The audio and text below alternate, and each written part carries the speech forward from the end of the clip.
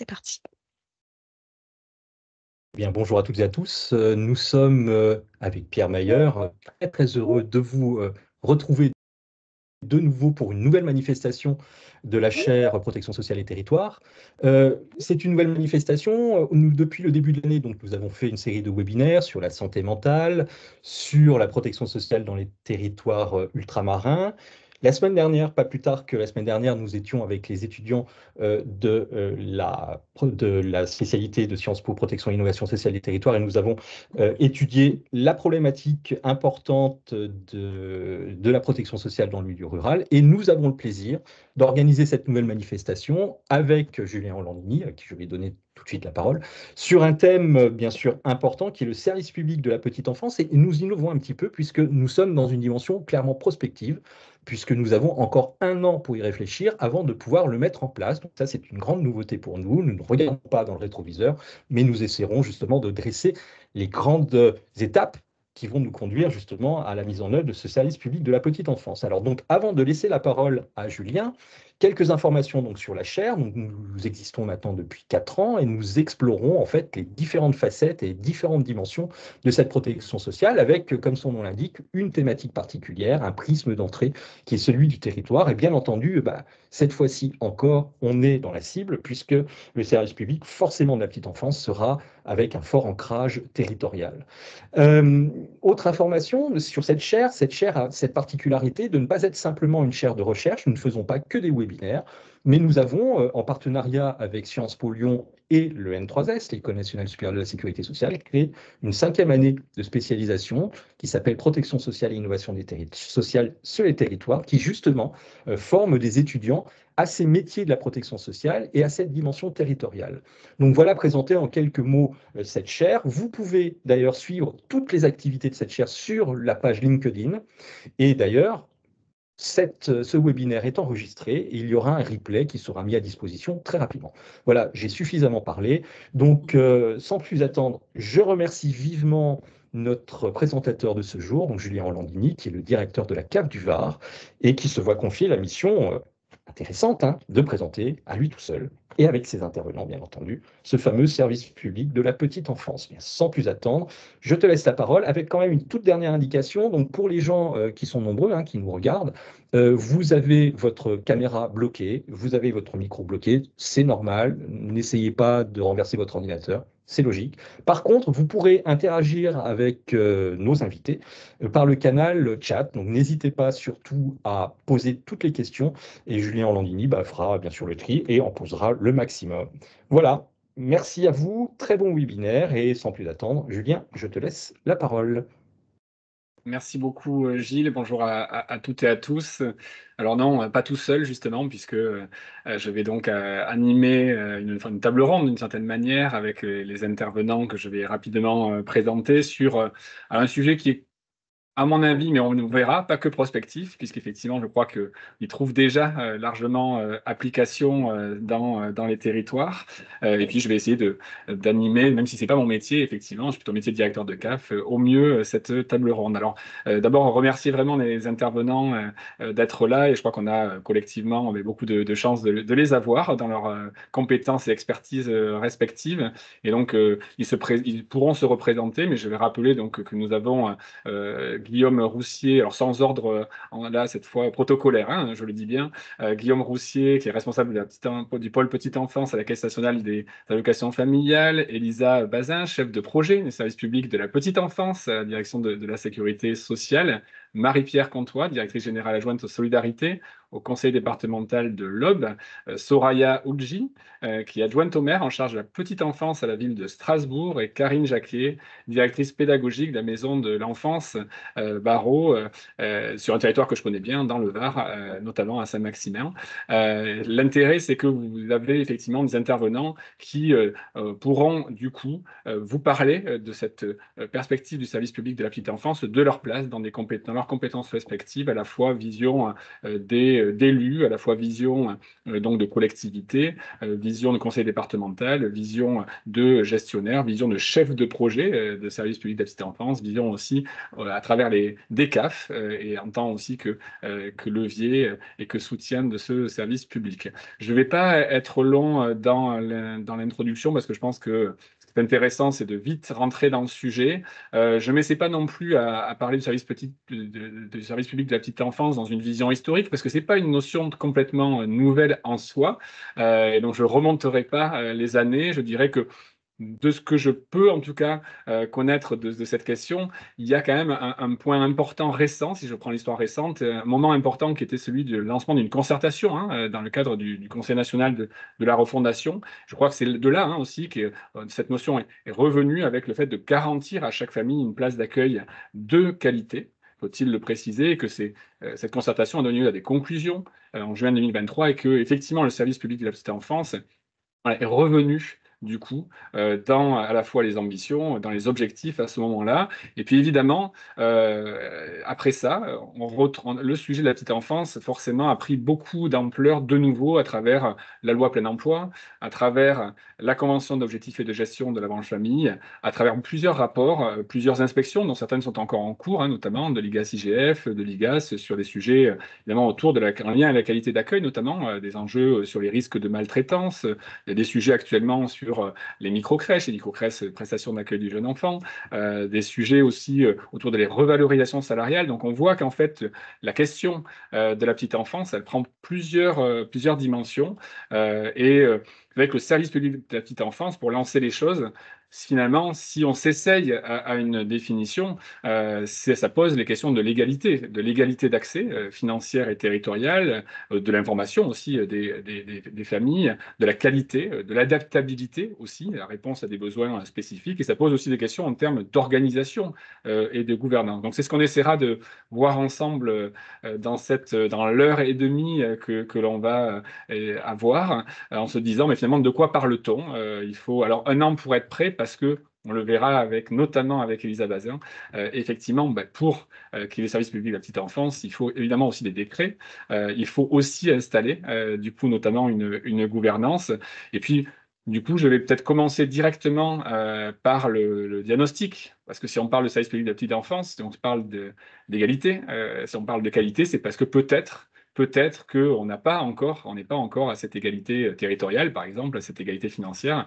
Et donc, Guillaume Roussier va avoir la charge de nous présenter un premier panorama qui présente un peu justement certaines de ces disparités aussi au niveau territorial, qui montrent aussi que peut-être qu'aujourd'hui, le mode d'accueil de la petite enfance n'est pas toujours un libre choix en fait pour les familles, ce qui est un vrai enjeu, qu'il y a peut-être des taux d'effort qui sont assez différents, justement, selon les modes d'accueil de la petite enfance, selon la durée de l'accueil, des taux de couverture sur les territoires qui sont pas les mêmes, dans un contexte, et j'en finis là, où en plus, on constate que les naissances ont été un point le plus bas, du coup, sur les dernières années, 726 000 naissances en 2022, c'est un point bas, et du coup, qui aussi, forcément, est à relier à cette ambition du service public de la petite enfance. Je vous laisse tout de suite la parole, Guillaume. Non, voilà. Alors, ce panorama, du coup, que j'ai essayé d'introduire, qu'est-ce que vous pouvez nous dire finalement de ce diagnostic, et qui forcément doit trouver réponse dans un service public de la petite enfance? Merci beaucoup Julien. Bonjour à toutes et tous. Donc, je suis Guillaume Roussier, responsable du pôle petite enfance à la Caisse nationale d'allocation familiale. Et je vais prendre effectivement quelques minutes pour vous présenter de quoi nous parlons, c'est-à-dire l'état des lieux, des modes d'accueil, des coûts pour les parents et les finances publiques, et des recours par les familles à ces modes d'accueil. D'abord, les modes d'accueil, ce sont donc les modes d'accueil formels, sont les modes d'accueil qui accueillent les enfants de 0 à 3 ans.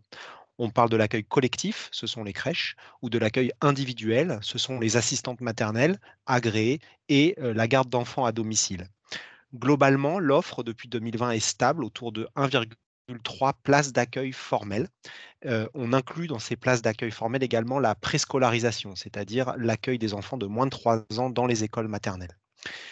Donc cette offre est stable, mais en longue période, on constate un déclin assez important et qui est appelé à s'amplifier de l'offre proposée par les assistantes maternelles. C'est déjà moins 50 000 places observées depuis 2019 et une augmentation du nombre de places en crèche, mais qui est moins importante que le déclin des places chez les assistantes maternelles. Donc globalement, on a une offre qui est stable ces 2 dernières années, mais en légère décrue, et avec surtout un risque d'amplification de cette décrue si le déclin des assistantes maternelles n'est pas freiné ou compensé par des créations de places d'accueil collectif à due proportion. Vous constaterez, c'est la barre jaune dans le graphe que vous voyez à droite, que ce qu'on appelle le taux de couverture plafonne après une hausse constante ces dernières années. Donc le taux de couverture, c'est le nombre de places rapporté au nombre d'enfants, et il s'établit aujourd'hui à peu près à 59 places pour 100 enfants de moins de 3 ans. Sachant que l'offre décroît, je l'ai évoqué à l'instant, vous comprenez bien que si le taux de couverture aujourd'hui n'est pas spécialement dégradé, c'est parce que, comme le rappelait Julien Orlandini à l'instant, le nombre de naissances lui aussi baisse et donc l'offre rapportée au nombre d'enfants reste relativement stable ou en tout cas n'est pas en décroissance massive. Le taux de couverture, s'il est au national de 59 places pour 100 enfants de moins de 3 ans, il masque en revanche des capacités d'accueil qui sont très disparates d'un département à l'autre. Le rapport entre le département le moins bien doté et le département le mieux doté, il est de 1 à 8. Donc, on parlait tout à l'heure d'un service public de la petite enfance, et c'est le thématique du webinaire. On est sur évidemment des niveaux d'inégalité territoriale que le projet d'un service public de la petite enfance appelle à évidemment corriger.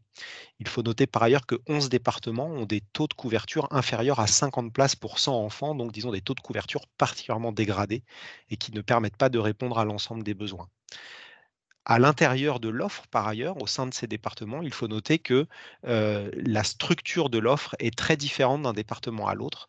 Et vous allez avoir des départements où l'accueil proposé par les assistantes maternelles est très largement majoritaire, d'autres à l'inverse, où les structures d'accueil collectives sont plus importantes.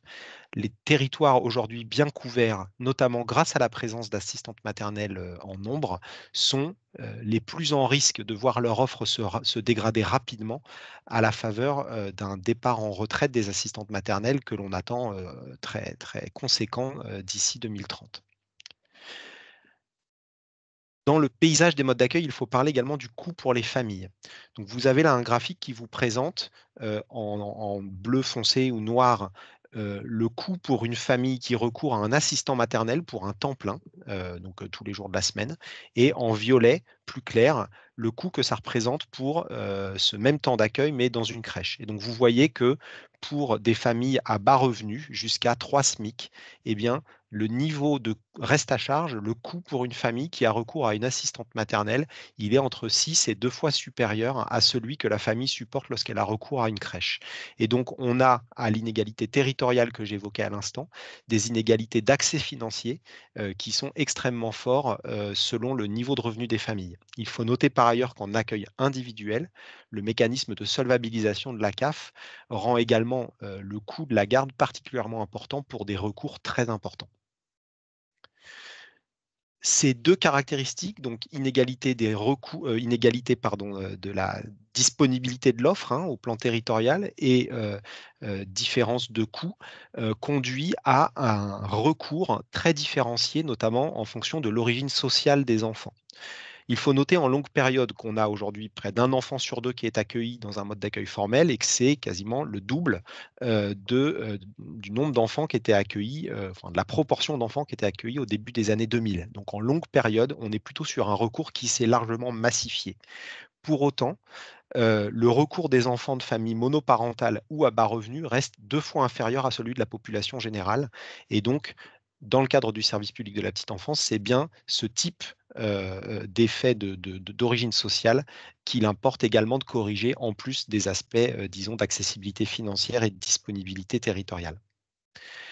J'en termine sur ce panorama avec un court rappel de qui sont les financeurs publics des modes d'accueil. Enfin, déjà les financeurs des modes d'accueil qui ne sont pas que publics.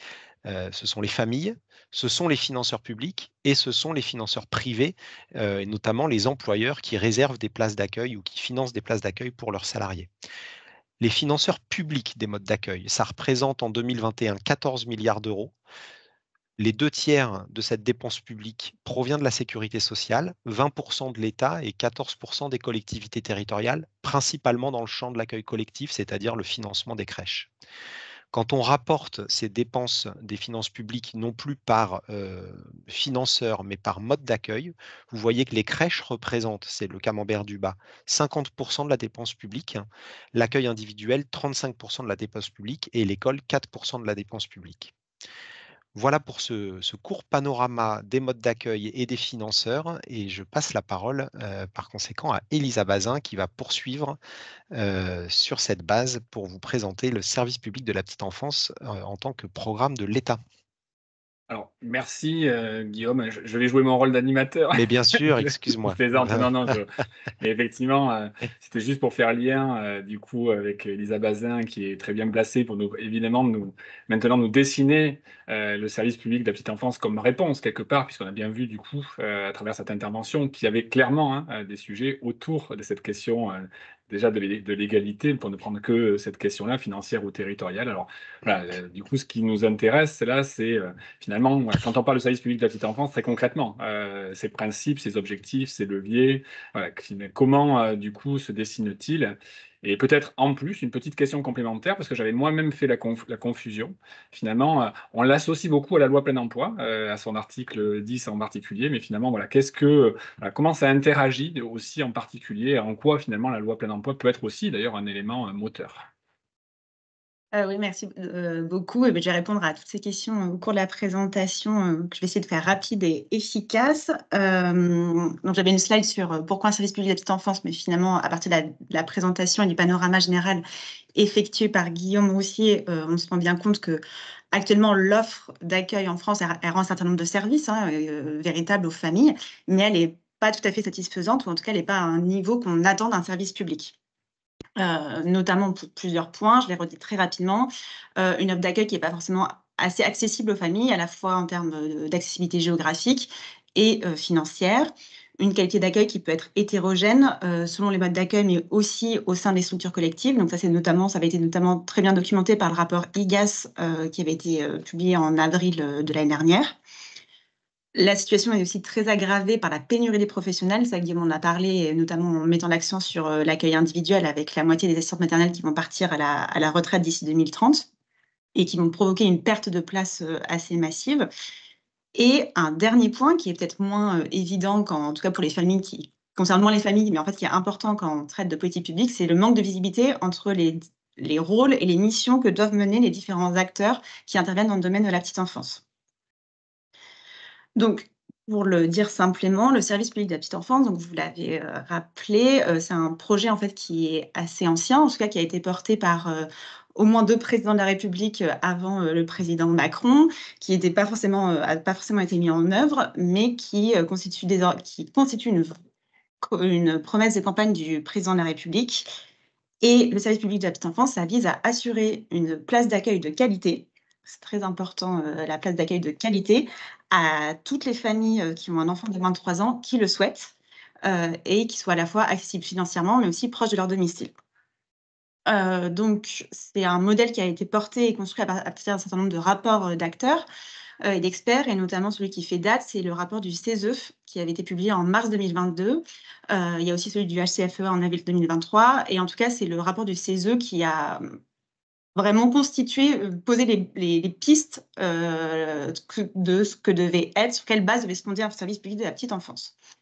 Vous l'avez dit aussi, le gouvernement a lancé une concertation nationale et territoriale en 2023 qui a été menée au sein de 15 territoires et qui visait justement à alimenter le service public de la petite enfance et à trouver des solutions, en tout cas à trouver à la fois trouver des leviers pour répondre aux différents freins qui avaient été identifiés.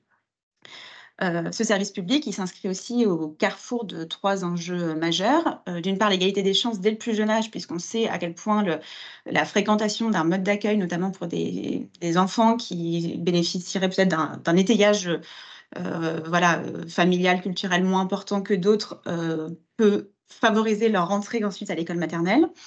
La société du plein emploi, puisqu'on a quand même 150 000 personnes, on estime à 150 000 personnes qui ne peuvent pas reprendre un travail en l'absence d'une solution d'accueil. Et inutile de vous dire que c'est principalement des femmes qui sont empêchées de retrouver une activité.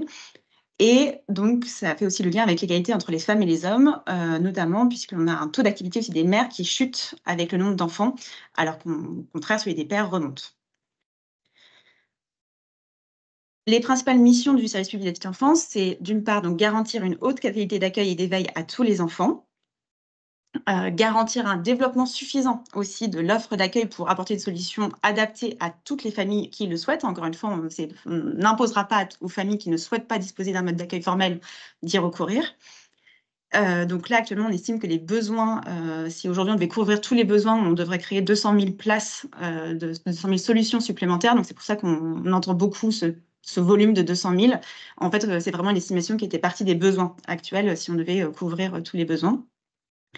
Et enfin, c'est garantir à tous les parents une information fiable et exhaustive sur les modes d'accueil, notamment pour qu'ils aient vraiment le sentiment d'avoir le choix dans les modes d'accueil et qu'ils ne soient pas forcés ou contraints à prendre un mode d'accueil qui ne correspond pas forcément à leurs besoins ou à ce qu'ils souhaitent pour leur enfant. Donc, il y a 2 évolutions majeures qui doivent être conduites pour atteindre ces objectifs. D'une part, l'évolution du rôle et des compétences des acteurs, et aussi une évolution des leviers qui sont mis à leur disposition pour qu'ils puissent concourir à la création de nouvelles places d'accueil de qualité. Donc, ça va passer par une majoration des financements en fonctionnement, mais aussi un appui en ingénierie aux porteurs de projets, renforcer l'attractivité pour les professionnels de la petite enfance, dégager du foncier, etc. Le chantier de la petite enfance, du service public de la petite enfance, ça, tel qu'on le mène au sein de l'État, il est organisé en plusieurs chantiers, en plusieurs briques, en fait. Donc, il y a d'une part la réforme de la gouvernance de la politique d'accueil du jeune enfant, donc, qui a été principalement portée par la loi plein emploi, justement. Il y a la levée des freins de toute nature au développement d'une offre d'accueil suffisante pour répondre aux besoins et améliorer l'accessibilité à l'offre d'accueil. Améliorer et continuer à renforcer la qualité d'accueil dans tous les modes d'accueil, que ce soit un accueil collectif ou un accueil individuel. Et les 2 derniers chantiers qui sont conjoints et qui sont extrêmement importants, c'est lutter contre la pénurie de professionnels, renforcer l'attractivité de ces métiers et soutenir l'accueil individuel. Parce qu'on y reviendra à la fin plutôt du webinaire, mais c'est vraiment un enjeu majeur. C'est-à-dire qu'on ne pourra pas construire le SPPE si on ne développe pas, on renforce pas la population de métiers. Je vais faire un petit zoom sur les 2 principaux chantiers pour cadrer les débats ensuite qui vont avoir lieu. Donc, du point de vue de la réforme de la gouvernance, donc il y a eu la loi pour le plein emploi qui a été votée l'année dernière, qui a été promulguée le 18 décembre 2023. Donc l'article 10, qui est maintenant devenu l'article 17 avec la promulgation de la loi, fonde une réforme de la gouvernance de la petite enfance, notamment parce qu'elle désigne les communes comme les autorités organisatrices de l'accueil du jeune enfant. Donc, ces nouvelles compétences, cette nouvelle fonction qui incombera aux communes, elle rentrera en vigueur au 1er janvier 2025. Donc, c'est pour ça quand on parle d'un an, on est presque plus qu'un an, on est à 6 mois maintenant, un peu plus de 6 mois. Mais en tout cas, c'est à partir de là qu'on considère que le service public de la petite enfance devra en tout cas commencer à se déployer. Donc, en tant que nouvelle autorité organisatrice de l'accueil du jeune enfant, les communes devront exercer 4 compétences, 4 missions selon leur taille. Donc, toutes les communes devront recenser les besoins des enfants âgés de moins de 3 ans et de leur famille sur leur territoire et aussi recenser l'ensemble des modes d'accueil disponibles sur leur territoire. Donc, pas seulement les modes d'accueil qu'elles gèrent en propre, parce que les communes peuvent aussi être gestionnaires, mais véritablement toutes les solutions d'accueil. Elles devront aussi mener une mission d'information et d'accompagnement des familles dans la recherche d'un mode d'accueil, ainsi que lorsqu'elles n'ont pas obtenu un mode d'accueil. C'est vraiment très important de faire le lien entre l'avant et l'après, d'avoir un suivi continu des familles. Les communes de plus de 3 500 habitants devront exercer aussi 2 missions complémentaires.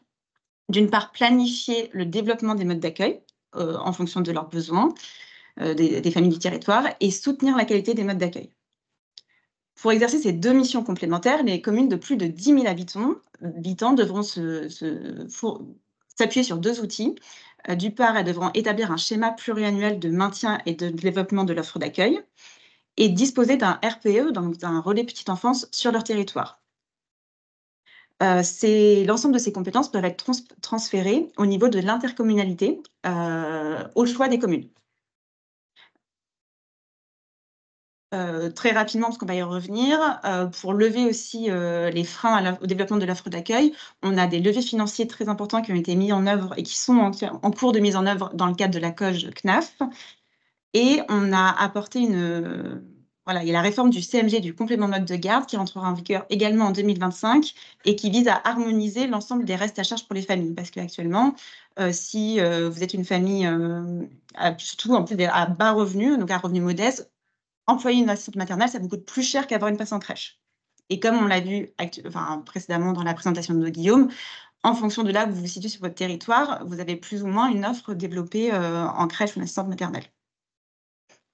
Le deuxième point, et c'est ce qui a fondé aussi la loi pour le plein emploi, donc ça c'est l'article 18 de la loi pour le plein emploi, l'article propose une réforme du cadre d'autorisation, de contrôle et de sanction des établissements d'accueil de jeunes enfants.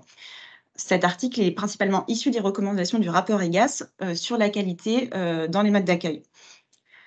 Pour aller très vite, l'article de loi crée un nouveau cadre d'autorisation et d'évaluation des établissements, notamment en réformant la procédure d'avis préalable et d'autorisation de ces établissements. Donc, désormais, les communes, donc les autorités organisatrices, devront rendre un avis favorable sur l'opportunité d'implantation d'un établissement d'accueil de droit privé sur leur territoire. Et tous les établissements, donc qu'ils soient de mode d'accueil, qu'ils soient sous un gestionnaire privé ou public, devront mener une procédure d'autorisation unique qui, elle, et la procédure d'autorisation, elle est vraiment délivrée par le conseil départemental. C'est le conseil départemental qui autorise ou non les établissements. Cette autorisation, elle est désormais fixée à un temps limité dans la loi. Dans le temps, elle est désormais limitée à 15 ans, ce qui n'était pas le cas avant. C'est-à-dire qu'avant, l'autorisation était délivrée et elle était délivrée pour un temps indéfini. Et il n'y avait pas de remise en cause, ou en tout cas de réévaluation de cette autorisation. En termes de sanctions et de contrôle, là aussi, il y a eu une clarification des rôles, puisque désormais, le PCD comme le préfet sont autorisés à vérifier que les conditions d'installation, d'organisation et de fonctionnement de l'établissement assurent la sécurité et le bien-être de l'enfant. Les CAF et les MSA peuvent aussi désormais, continueront à contrôler financièrement les établissements qu'elles financent, mais elles pourront aussi contrôler de façon plus efficace les micro-crèches-pages. Et l'IGAS, donc les inspections, donc l'IGAS et l'IGF, peuvent désormais aussi contrôler ces établissements et notamment les sièges de groupe auxquels ils sont rattachés, ce qui n'était pas forcément le cas, ce qui n'était pas le cas auparavant. Il y a aussi la mise en place d'un plan de contrôle annuel départemental, donc qui est coordonné avec tous les acteurs chargés du contrôle, qui se met en place au niveau du comité départemental des services aux familles. Et on aura comme ça un suivi assez régulier de tous les établissements qui devront être contrôlés à l'échelle du département. Et enfin, il y a un nouveau régime de sanctions qui a été mis en œuvre, qui permet pour le PCD ou pour le préfet de mettre en place des sanctions graduées en fonction de la gravité des manquements et des constats ou des dérives qui auront été constatés lors des contrôles. Enfin, et j'en finirai là, le gouvernement, pour compléter ce volet légal, donc instauré par la loi, a mis en œuvre un plan, un volet qualité du service public de la petite enfance, qui prévoit notamment des mesures COJ pour encourager, en tout cas soutenir le développement de la qualité, et notamment pour valoriser le temps hors enfant pour les professionnels. Donc, on a une amélioration du financement du temps passé hors enfant pour les équipes, pour justement préparer l'accueil de l'enfant. Donc ça, c'était une mesure très attendue qui se mettra en œuvre à partir de 2025. Le financement aussi de 3 journées pédagogiques par an et par structure. Et on a un fonds entièrement dédié à l'amélioration de la qualité d'accueil. Le volet qualité prévoit aussi le lancement de 3 missions.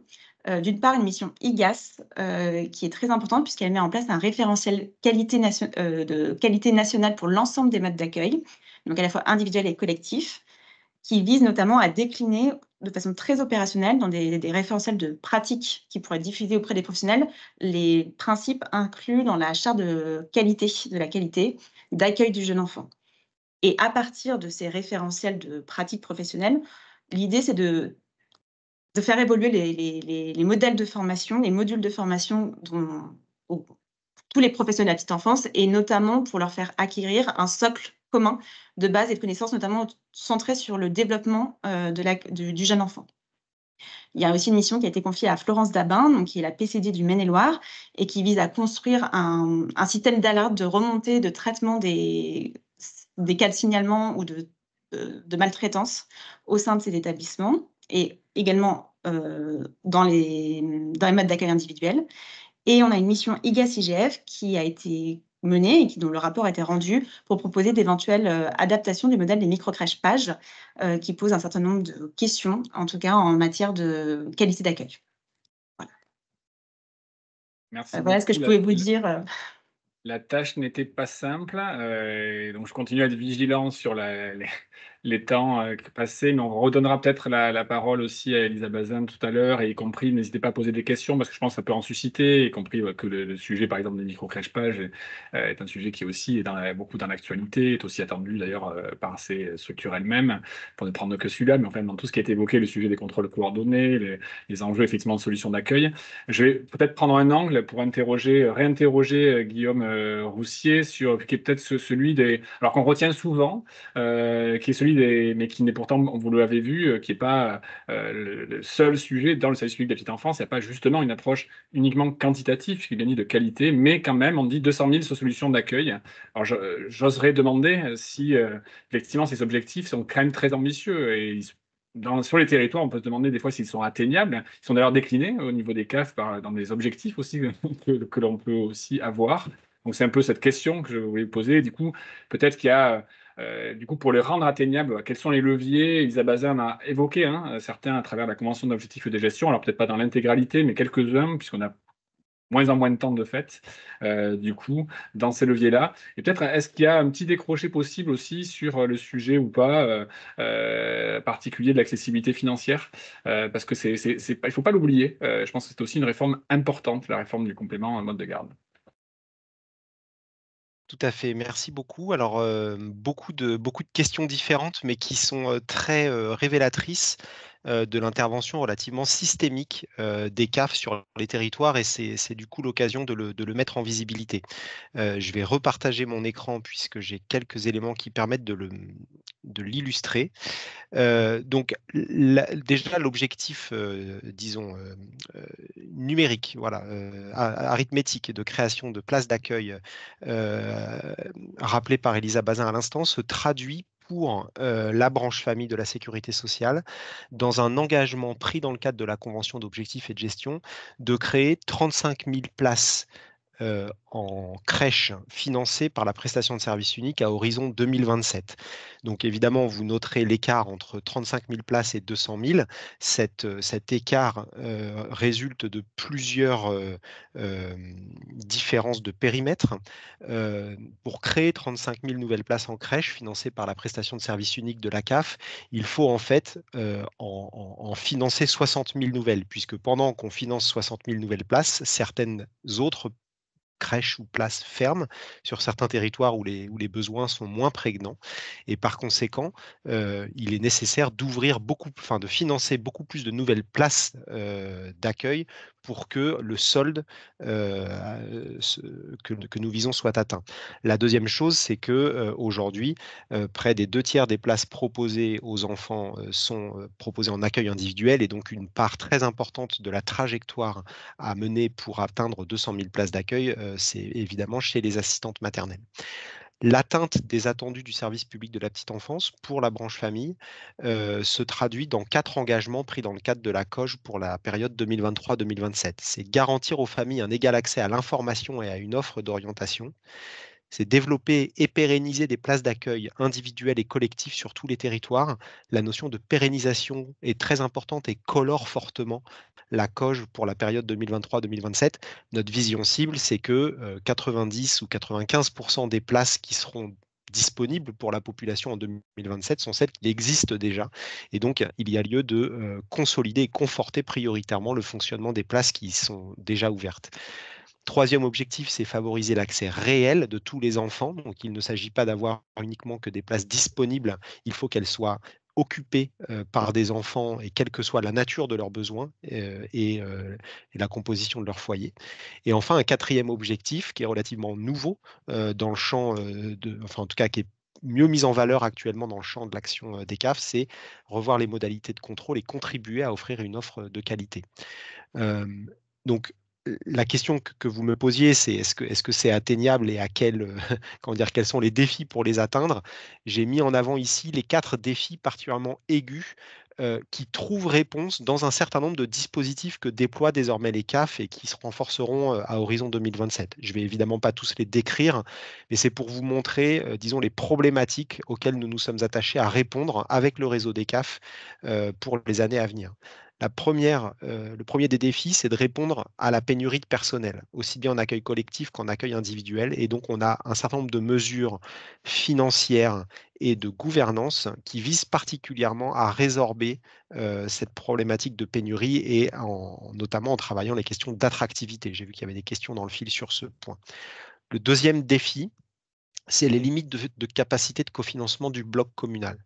Les collectivités territoriales sont le premier cofinanceur après les CAF, notamment des modes d'accueil collectif. Sur la période de la décennie passée, nous observons que pendant que les CAF ont augmenté leur financement de 3% par an en moyenne, le bloc communal n'a pas augmenté son cofinancement, donc il a augmenté de 0% en moyenne annuelle sur la même période. Donc c'est évidemment très variable selon les territoires, mais évidemment en masse à l'échelle nationale, ça pose un risque majeur de perte de vitesse du modèle des crèches qui font l'objet d'un cofinancement public. Le troisième défi, c'est celui de la qualité d'accueil hétérogène, avec du coup des nouvelles modalités de financement dédiées à restaurer ou prévenir le risque de déclin de la qualité d'accueil dans les modes d'accueil. Et le quatrième défi, on l'a largement évoqué déjà, c'est la disparité d'accessibilité financière et territoriale de l'offre. Les CAF sont à cet égard particulièrement bien placés pour agir de façon systémique sur ces différents champs. J'ai mis en avant ici les différentes, disons, composantes de l'action des acteurs, qu'ils soient publics ou privés, pour faire advenir le service public de la petite enfance. C'est régir, réglementer, c'est agir sur la gouvernance locale comme nationale, c'est donner de l'information, c'est financer les modes d'accueil, c'est les gérer et c'est en contrôler la qualité.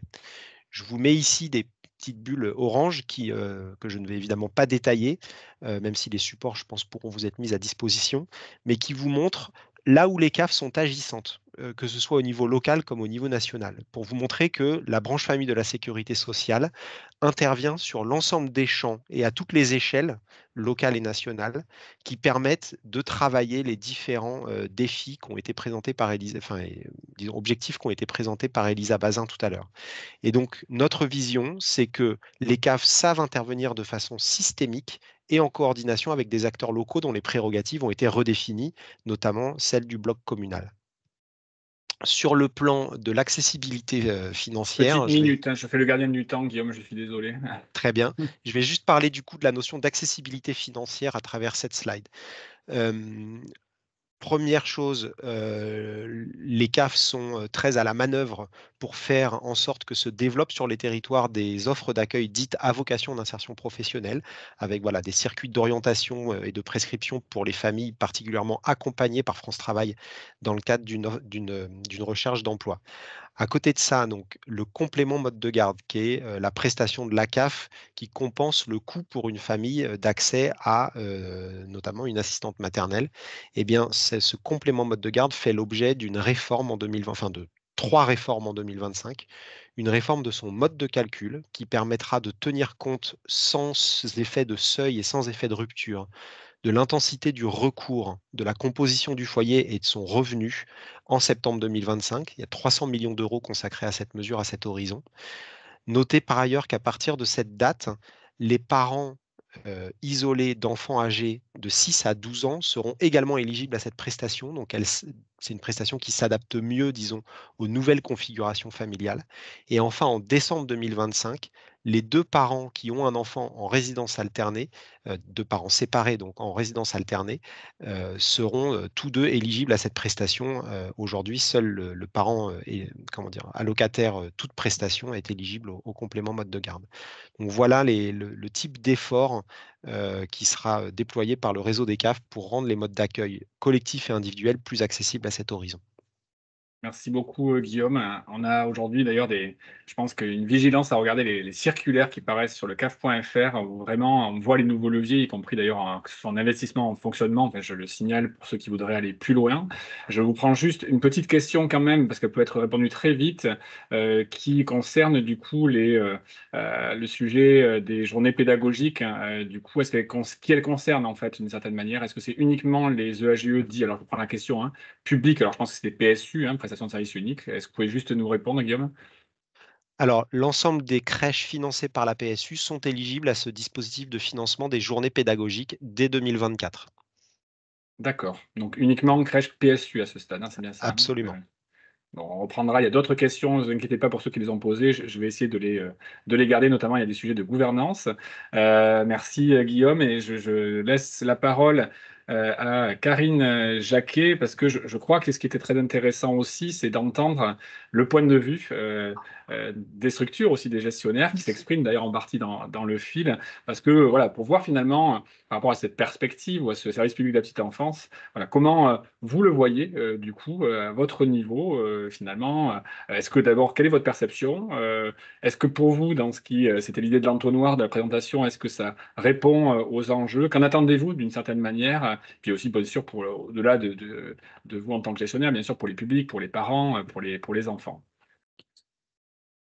Oui, merci de nous avoir associés à cette réflexion, parce qu'effectivement, le point de vue des gestionnaires est important, me semble-t-il, dans ce débat-là. Alors, d'autant plus d'un point de vue associatif, je tiens à le préciser aussi, parce que nous, on est une association donc à but non lucratif sur un territoire depuis 40 ans, et avec effectivement une vision une visée qu'on trouve ambitieuse pour ce service public de la petite enfance, qui est nécessaire. On pense aux besoins des regards des familles dans la continuité des différentes avancées de ces 20 dernières années, hein.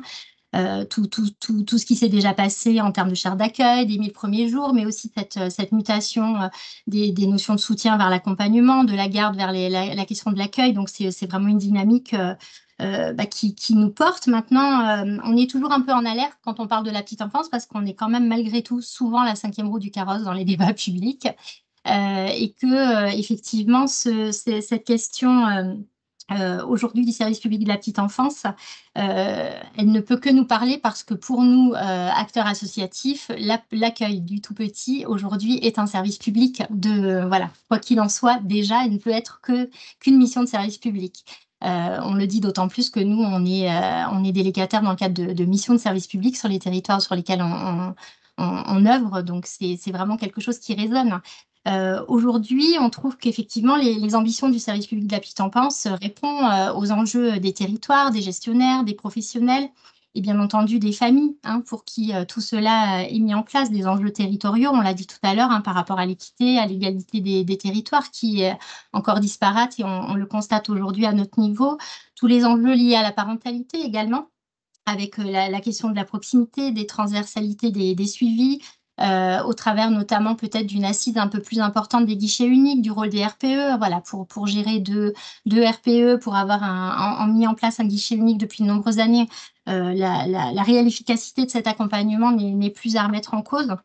La question des places à VIP aussi, qui a été un petit peu présentée tout à l'heure. Voilà, des enjeux professionnels au travers aussi de la revalorisation des métiers, hein, tant dans l'image de nos métiers que dans la reconnaissance financière, parce qu'on a encore souvent cette image de gens qui aiment leur métier. Oui, on aime nos métiers, mais l'engagement, il est encore trop souvent synonyme de vocation, et l'incarnation du travail social, elle est encore un peu loin, nous semble-t-il, des représentations publiques. Alors ce service public de la petite enfance, il nous intéresse. Il a un peu une image de serpent de mer pour nous, parce que ça fait, Madame Bazin le disait tout à l'heure, quand même de nombreuses années qu'on en entend parler. Et aujourd'hui, nos attentes, elles résident vraiment dans la garantie des conditions de son déploiement. Voilà, donc il nous semble que la question des familles, la question du bien fondé pour les enfants, enfin voilà, elle est peut-être centrale, mais elle ne se discute plus aujourd'hui. C'est quelque chose qui nous semble un axe, en tout cas de notre point de vue, assez facile, en tout cas bien engagé et largement en chemin. Donc, à ce stade, nous, on est plus à un stade de questionnement. Donc, on va peut-être sembler un peu plus critique ou un peu plus pragmatique dans notre vision des choses. Mais on a vraiment encore des questionnements sur des points qui nous semblent très nébuleux à ce jour. Donc, je vais peut-être lancer un peu des questions. J'espère qu'à terme, elles ne seront pas que des questions rhétoriques. Mais en tout cas, aujourd'hui, on en est là. La première, c'est vraiment quel avenir pour nos modes même de gestion, hein. Je parlais d'un mode de gestion associatif. Aujourd'hui, on entend une délégation communale ou en tout cas une responsabilité communale. Donc, effectivement, si les communes peuvent se tourner vers les intercommunalités, aujourd'hui, les prérogatives des missions de petite enfance sont souvent intercommunales. Donc, est-ce que ces intercommunalités vont pouvoir garder ces prérogatives? Parce qu'effectivement, la délégation de services publics, notamment, est un schéma qui assoit réellement les missions de service public, qui est rassurant aussi pour les gestionnaires, même si les enjeux à chaque fois sont lourds.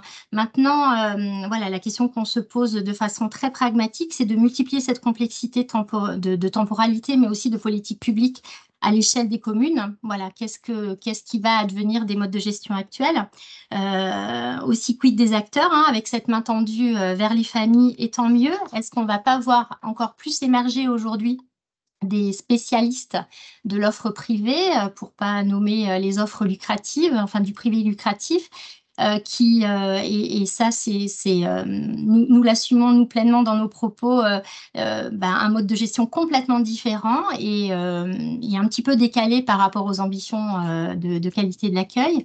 Ça vient remettre aussi en déséquilibre la question de l'imprégnation territoriale et de la connaissance effectivement des enjeux, des besoins des familles et des besoins des enfants qui sont absolument pas les mêmes dans les secteurs ruraux que dans les grandes municipalités. Enfin voilà. Une autre question que ce service public vient nous poser, c'est aussi si l'on harmonise l'accès aux familles, quelle harmonisation pour les gestionnaires qui aujourd'hui, on le sait, n'appliquent pas tous les mêmes droits sociaux, les mêmes niveaux de droits sociaux, pardon, ni les mêmes conventions collectives. Et de ce fait, les enjeux financiers même sont loin d'être les mêmes.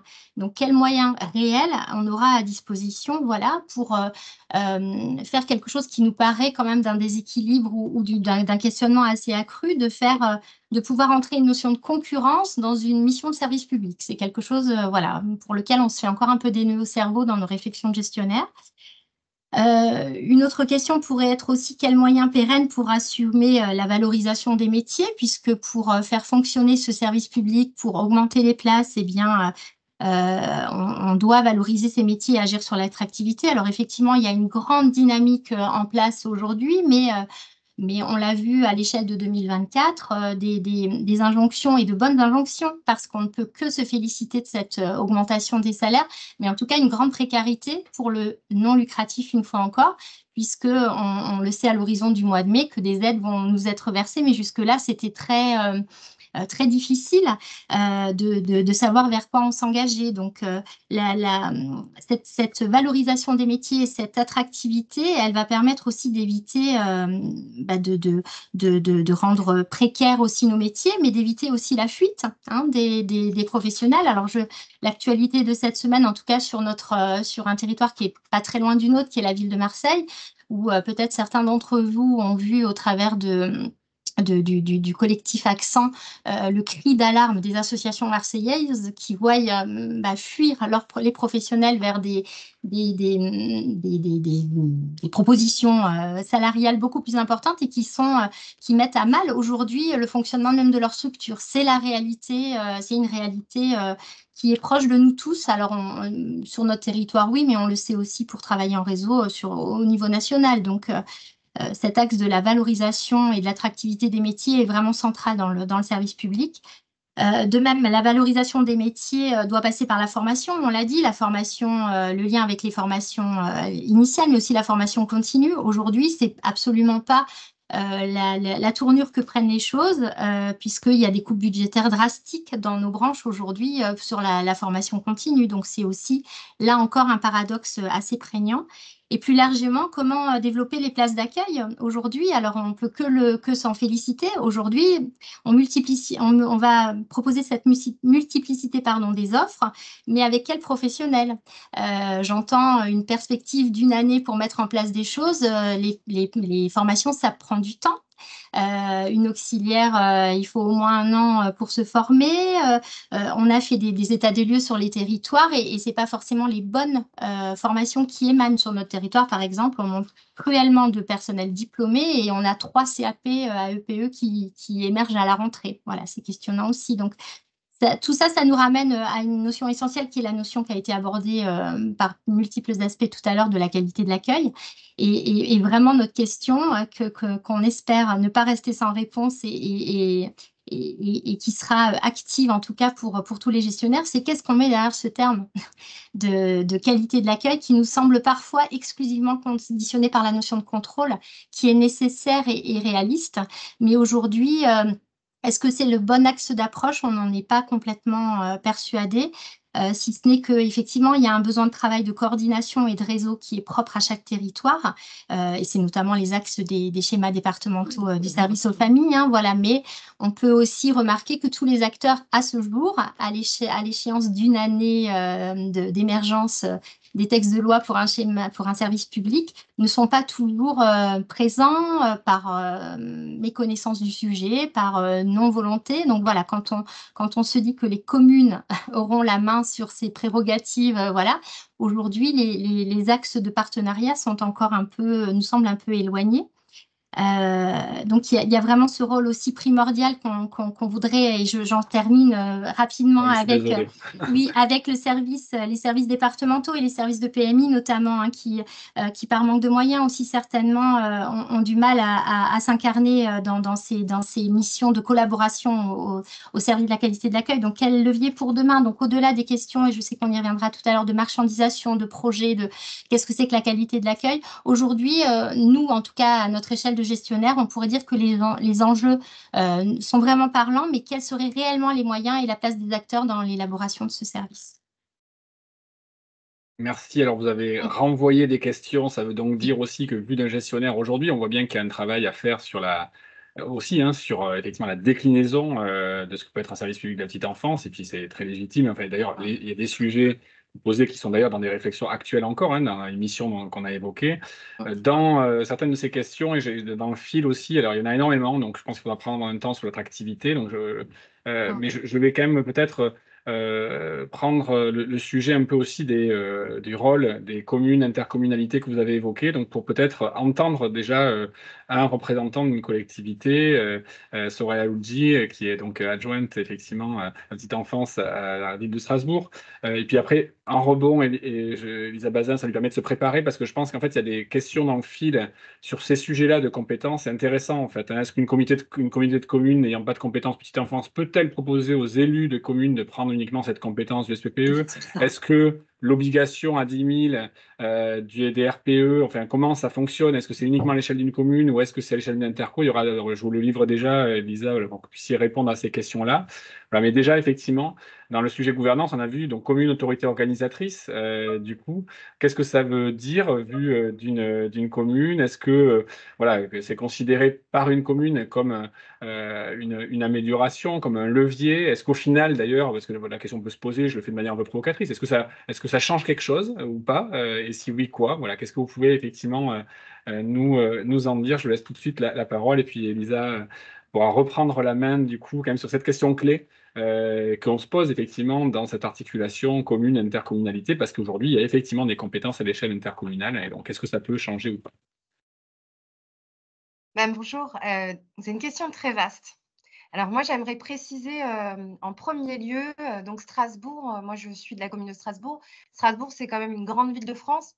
Donc je vais parler en tout cas, je ne vais pas pouvoir parler pour les plus petites communes qui ont des besoins vraiment spécifiques. Et ça, on l'a aussi précisé hein, quand on parle du service public petite enfance, on voit qu'il y a des besoins différents selon les tailles des communes. Alors votre question, c'est est-ce que ça va changer quelque chose? Mais on l'espère. On espère que ça va changer quelque chose et que même ça sera positif. Mais c'est vrai qu'aujourd'hui, on est encore dans le flou sur plusieurs parties. C'est aussi une réalité. Et comme vous l'avez dit aussi, comme ça a été dit, il y a encore des choses qui sont en décision, en réflexion, où d'ailleurs, plusieurs parties apportent aussi leur point de vigilance, nourrissent le débat, ainsi de suite. C'est un projet, le service public de la petite enfance, comme l'a dit Madame Bazin aussi d'entrée de jeu, c'est un projet qui a plusieurs années, voire décennies de réflexion. Mais on est enfin rentré dans le dur là ces dernières années par rapport aussi, et puis avec une autre peut-être réalité de terrain, et puis une prise en compte aussi de certains publics, certains besoins. Et puis un changement aussi de contexte. En tout cas, nous, à Strasbourg, quand j'entends moi autorité organisatrice, une autorité sur quoi? Qui organise quoi? Pour être franche, dans l'organisation, on a un défi de recensement. Et là, je vais tout de suite rentrer dans la question en fait, du partenariat, qui est une question centrale, hein, de ce que ça peut changer. Aujourd'hui, on a différents acteurs qui ont différentes choses à faire en tout cas, et différentes compétences, et nous, par exemple, la PMI départementale, pour le recensement des structures privées, on n'a pas forcément toutes les données. Ça ne veut pas dire que la PMI est problématique, mais ça veut dire aussi que la PMI souffre peut-être déjà d'un déficit d'employés dédiés à ce type de tâches.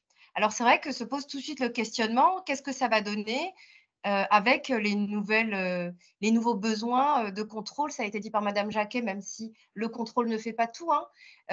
Mais qu'est-ce que ça va donner? Si déjà nous on voit que dans les besoins de recensement, on n'arrive pas à avoir réponse. Et c'est pas faute de bien s'entendre avec la PMI départementale, parce que pour le coup, à Strasbourg, on s'entend bien avec les acteurs institutionnels, la CAF, la PMI. Donc on voit bien qu'il y a peut-être aussi des besoins de recrutement supplémentaires, de postes supplémentaires en PMI. En tout cas, c'est quelque chose que je perçois. Donc l'organisation, comment organiser les choses? Ça c'est… On est encore dans le flou, mais on aura petit à petit, je l'espère, des réponses et une vision plus large. Pour l'instant, on ne travaille pas en fait avec les structures privées. Et en fait, on découvre même au détour d'une rue, dans une balade, qu'une structure privée a fermé.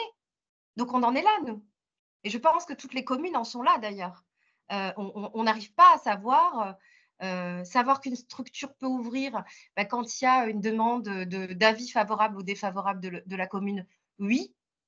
Et encore, quand va-t-elle ouvrir suite à cet avis? Il y a encore un petit flou. Mais ensuite, a-t-elle fermé? Continue-t-elle à… On est encore dans le flou. On a des structures qui peuvent fermer, mais pas officiellement. Donc, elles sont fermées, la boutique est fermée, mais elles ne sont pas officiellement fermées. Et puis, il y a la question de l'autorité. Je pourrais dire encore d'autres choses sur l'organisation, mais je vais aller sur l'autorité parce que autorité de quoi? Quels vont être vraiment nos leviers? Vous voyez, quand on parlait de l'article 18 sur qu'on va devoir aussi porter cet avis favorable quand il y a des possibilités quand il y a des besoins, et du coup donner un avis favorable d'implantation, quand il y a des besoins, c'est large. Donc, est-ce qu'on va pouvoir pousser plus loin et dire, par exemple, qu'en fait, on pourrait donner un avis défavorable si la structure, par exemple, je donne un exemple, nous, à Strasbourg, on est très mobilisés sur la question de la lutte contre les perturbateurs endocriniens, qui va être malheureusement un vrai scandale sanitaire, hein, qui l'est déjà. Est-ce qu'on pourrait aussi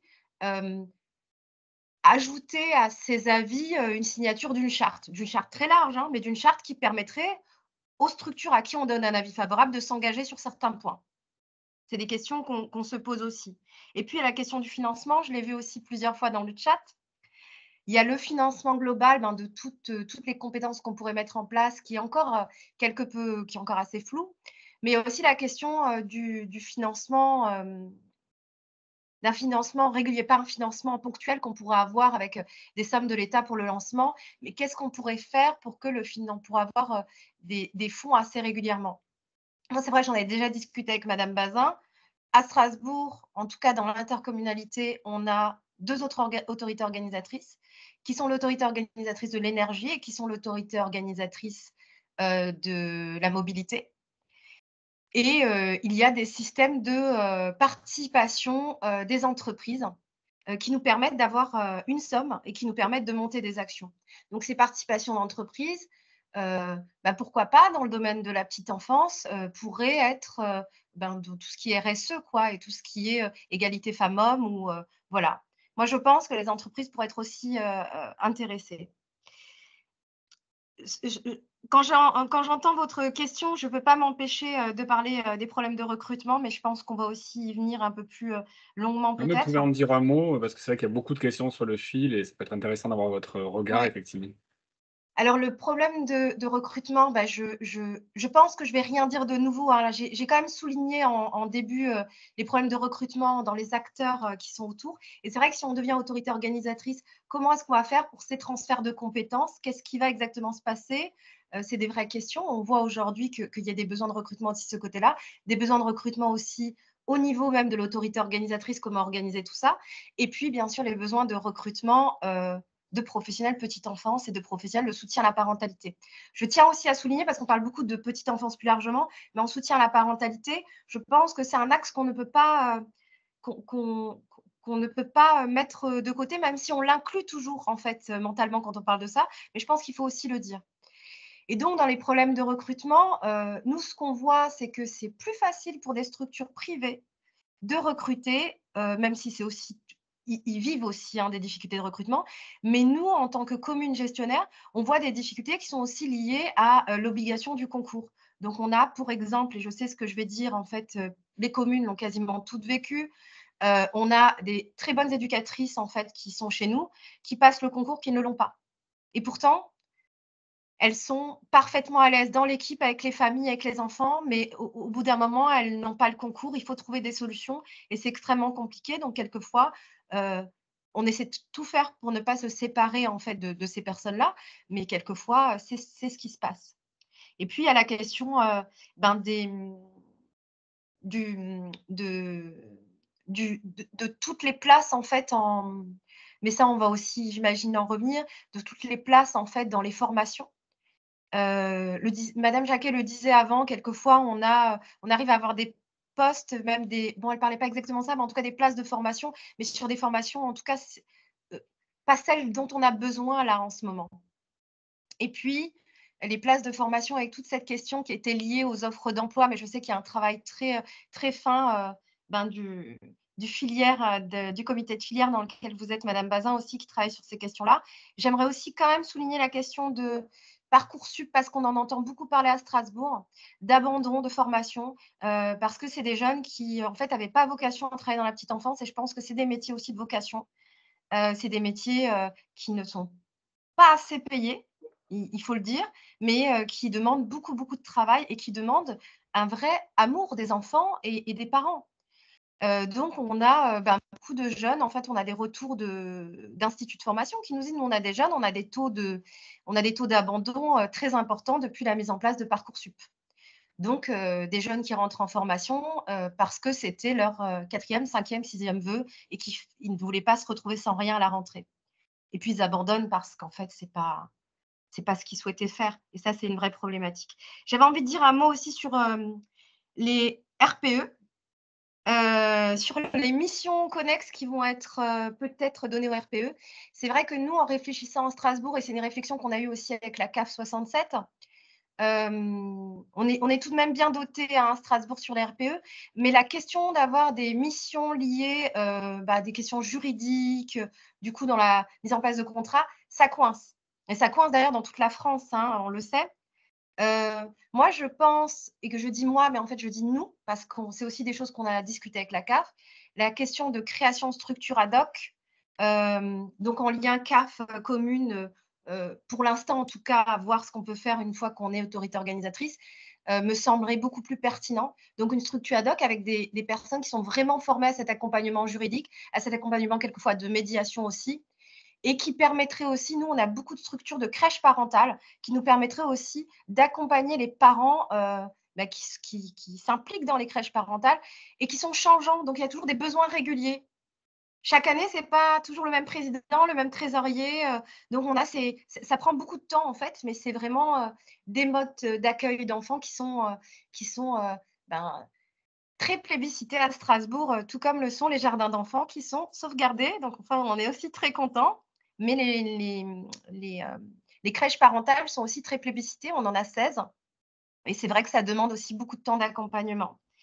J'aimerais juste encore dire quelques mots sur la question plus globale, et je sais qu'on va en revenir, sur l'intérêt supérieur de l'enfant. Alors, même si on se le dit beaucoup, moi, quelquefois, en parlant très franchement, j'ai l'impression qu'on se dit, pas toujours on, hein, mais qui peut se dire que l'intérêt supérieur de l'enfant, c'est l'intérêt supérieur du parent, et qu'on part de ce point de vue-là.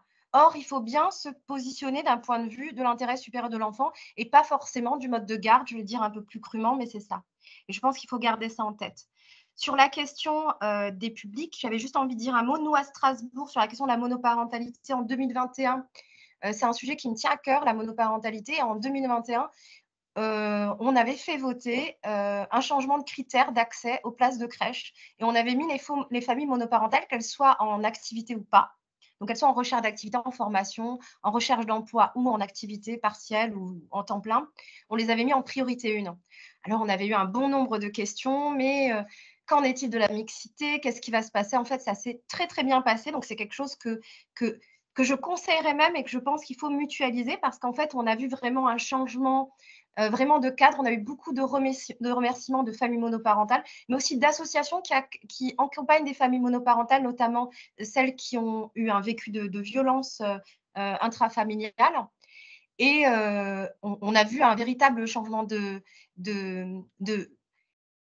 paradigme dans le sens où du coup, elle n'était plus seulement dans le cadre des places à VIP, qui est quand même un dispositif assez lourd quelquefois, mais elle pouvait être aussi dans le droit commun et avoir ses places en priorité 1. Et en fait, au niveau que ce soit de la mixité ou autre, on n'a pas vu on a eu que des ressorts positifs. Donc, j'avais aussi envie de le souligner. Et au niveau des choses que peuvent faire les communes, je parlais de cette charte, j'ai juste 30 secondes. Je parlais de cette charte, je pense que c'est important de penser des chartes pour tous les acteurs et de penser à vraiment ce qu'on veut se positionner, pas seulement avec des visions politiques très larges, mais une vision politique de ce qu'on peut apporter aujourd'hui aux parents, aux enfants par rapport à nos réalités de territoire, mais aussi avec une veille scientifique. C'est pour ça, par exemple, quand je parle de lutte contre les perturbateurs endocriniens, je crois qu'on doit s'impliquer dans ces combats qui seront potentiellement en fait des scandales sanitaires de demain, et aussi essayer de vraiment inclure tous les acteurs de la petite enfance. Voilà. Je vais arrêter là, mais il y aura peut-être des questions. Oui, mais merci beaucoup. En plus, alors vous avez ouvert en plus plein de tiroirs que j'ai tellement envie de reprendre, mais il faut à la fois, on a 25 minutes devant nous. Je veux quand même écouter Elisa Bazin, mais je veux surtout après laisser vite la parole à Marie-Pierre Comtois parce que la PMI a été citée à plusieurs reprises, le conseil départemental aussi. Voilà, je pense qu'elle aura des choses intéressantes à nous dire. Elisa Bazin, c'est parce que c'est important, parce qu'effectivement, il y a beaucoup de questions, alors on ne pourra pas répondre à tout. On voit que, d'ailleurs, on voit bien l'ampleur du sujet. Hein. Donc, peut-être que c'est aussi un appel à se dire que c'est aussi pour ça qu'il y a des paliers, qu'il y a aussi une progressivité, qu'on ne peut pas tout faire d'un jour. On voit hein, que ça ouvre beaucoup de portes. Mais peut-être, voilà, sur ce sujet particulier, intercommunalité commune, je pense que là, il y en a quand même pas mal. Ça serait quand même intéressant. Et éventuellement, si vous avez vu des questions, il peut y avoir quelques éléments rapides, puisque dedans, il y a eu aussi est-ce que les MAM font partie du SPPE. Enfin, voilà, il y a aussi finalement, ça couvre quoi cette place particulière aussi de la régulation ou non, de la question du privé, mais on pourra, voilà, parce qu'il va falloir faire des choix dans les sujets effectivement qu'on aborde. Et je veux qu'on prenne dans le rôle du conseil départemental, effectivement, et des partenariats. Et je voudrais aussi qu'on reparle de l'attractivité des métiers. Non, mais et puis de toute façon, toutes les questions qui étaient soulevées sont aussi des questions qu'on se pose, hein, et puis je connais un certain nombre d'intervenants autour de la table donc, pour les fréquenter. Donc, c'est vraiment des sujets et des chantiers qu'on mène en parallèle et en même temps. Et en fait, c'est un peu ça l'ambition de ce chantier, c'est de tout mener en même temps. Parce qu'en fait, tous les chantiers sont aussi liés et on n'arrivera pas avec le SPPE si on ne résout pas la lutte contre la pénurie, si on ne répond pas aussi aux enjeux de qualité, etc. Sur la transfert à l'intercommunalité, en fait, donc le législateur et notamment les sénateurs ont souhaité permettre dans la loi un transfert à la carte de chacune des 4 compétences. Donc, ça laisse une marge de liberté assez importante aux intercommunalités et aux communes qui ont déjà actuellement transféré une partie de leurs compétences petite enfance ou pas, de s'organiser comme elles le souhaitent. Ça pose un certain nombre de sujets. J'ai vu une question sur est-ce qu'il va falloir que les intercommunalités qui auraient déjà les communes qui avaient déjà transféré la compétence doivent refaire voter les statuts, etc. Ça, c'est des points qu'on est en train de voir très précisément avec la Direction générale de la cohésion pardon, j'ai oublié DGCL, en tout cas la cohésion des territoires au ministère de l'Intérieur qui connaît parfaitement ces sujets. L'idée, c'est de produire une FAQ à destination des communes et des intercommunalités pour qu'elles aient vraiment, on a recensé toutes leurs questions, notamment via Intercommunalité de France qui nous a remonté un certain nombre de questions pour pouvoir y répondre très précisément et avoir une analyse juridique de chacun des points. Mais en tout cas, c'est des sujets qu'on voit. Vraiment, nous, notre objectif, donc j'espère qu'on y arrivera, c'est vraiment de ne pas déstabiliser, en tout cas de stabiliser le moins possible ce qui fonctionne actuellement et de permettre aux intercommunalités, aux communes de s'organiser comme elles le souhaitent. Voilà, mais avec vraiment cette nuance qu'elles pourront exercer, transférer toutes les compétences ou pas selon leurs souhaits. Voilà. Sur la question, est-ce que les MAP sont intégrés dans le service public de la petite enfance, et ça rejoint un peu des questions qu'on a eues sur la place du secteur privé, et notamment le privé le marchand lucratif. Actuellement, le service public, enfin vraiment le service public, là, il est construit de manière très pragmatique en se disant, historiquement, la France, par rapport à d'autres pays en Europe, elle a une diversité de modèles, de modes d'accueil qui est extrêmement étoffée. La dernière étape un peu de constitution de ces étalages de modes d'accueil, ça a été l'ouverture au secteur privé, lucratif, au début des années 2000. Et donc, on construit le service public à partir de cette, de cette forêt de modes d'accueil, de modes de gestion ou de modes d'exercice. Par contre, ce qui est très clair, c'est qu'on est dans l'objectif d'un service public. Donc, il y a un certain nombre de contreparties et de critères à atteindre pour pouvoir à la fois continuer à bénéficier des financements, mais en fait, à pouvoir continuer à faire partie du service public et à se revendiquer comme faisant partie du service public de la petite enfance. Et donc, dans ce cadre-là, les MAM sont bien inclus parce qu'elles font partie de l'accueil individuel et c'est une forme d'exercice. Voilà. En tout cas, ça ne se résume pas du tout aux crèches. Si c'était ça la question, c'est vraiment tous les modes Non, mais d'exercice. la réponse était claire. Je fais une analogie avec, du coup, moi, souvent, c'est peut-être critiquable l'éducation nationale aussi, sur, voilà, on peut être aussi privé sous contrat, donc il y a des engagements. Enfin, voilà, je pense que C'est ça. d'une certaine manière, j'ai tendance à dire quand même qu'il faut avoir une diversification de l'offre et ne pas forcément opposer les choses. Et qu'en même temps, si on veut aussi travailler la qualité et la régulation, c'est aussi intéressant de le faire dans ce cadre commun que pourrait être le service public de la petite enfance, enfin, de mon point de vue, au-delà de C'est ce ça. qu'il y aura devant nous. Alors, ce que je dis je le dis aussi pour les intervenants, vous pouvez tout à fait répondre dans le fil si vous le souhaitez aux questions, voilà, au fur et à mesure, parce qu'il y en a certains, je pense à Guillaume aussi Roussier, très précises, qui peuvent être, voilà, donc n'hésitez pas, parce qu'on ne pourra pas les traiter forcément tout en direct. Je laisse du coup la parole à Marie-Pierre Comtois, qui peut la prendre, notamment pour justement aussi situer le conseil départemental. On parlait des acteurs, de la gouvernance, des partenariats, des réseaux, enfin des coordinations. Et donc, c'est intéressant d'avoir finalement cette place-là. Et cette place aussi en particulier là, pour répondre à des questions qu'on a eues dans le fil ou même voilà, en direct sur alors et la PMI. On entend ça finalement. Voilà, quelle est sa santé actuellement justement à la PMI et puis finalement, c'est vrai que c'est le rôle clé autour de la qualité, avoir votre regard aussi sur cet enjeu qui est intégré dans le CSPPE, mais qui est un enjeu du quotidien et qui peut-être voilà, ne se voit pas qu'à travers le contrôle, même si évidemment, il y a une compétence de contrôle spécifique, des pouvoirs d'agrément. Voilà, donc je vous ai mis tout ça un peu en vrac, je suis désolé, mais ça vous laisse un champ ouvert. Vous pouvez effectivement prendre ce temps-là, du coup, puisqu'on ne vous a pas encore entendu.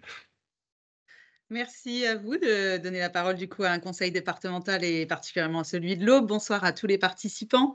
Du coup, c'est l'occasion pour moi effectivement de m'inscrire dans tous les échanges qui ont été fort riches et de dire qu'effectivement le département a un rôle tout à fait particulier, notamment en termes d'autorisation des projets qui se présentent à lui. Et donc du coup, là, tout de suite aller sur la PMI qui est à la manœuvre sur cette étape-là. Et quand j'ai pris mes fonctions en 2021, ce que je peux vous dire, en tout cas comme constat de départ, c'est qu'il n'y avait dans le département de l'Aube, qui est un département, comme on peut dire, politique, de manière politiquement correcte, à taille humaine, donc à 300 000 habitants, avec voilà, une dimension urbaine, mais aussi voilà, semi-rurale, semi-urbaine. Il n'y avait en 2021 que des projets de porteurs privés. Quand je suis arrivée et que j'ai pris mes fonctions, c'était souvent des privés lucratifs, il faut le dire.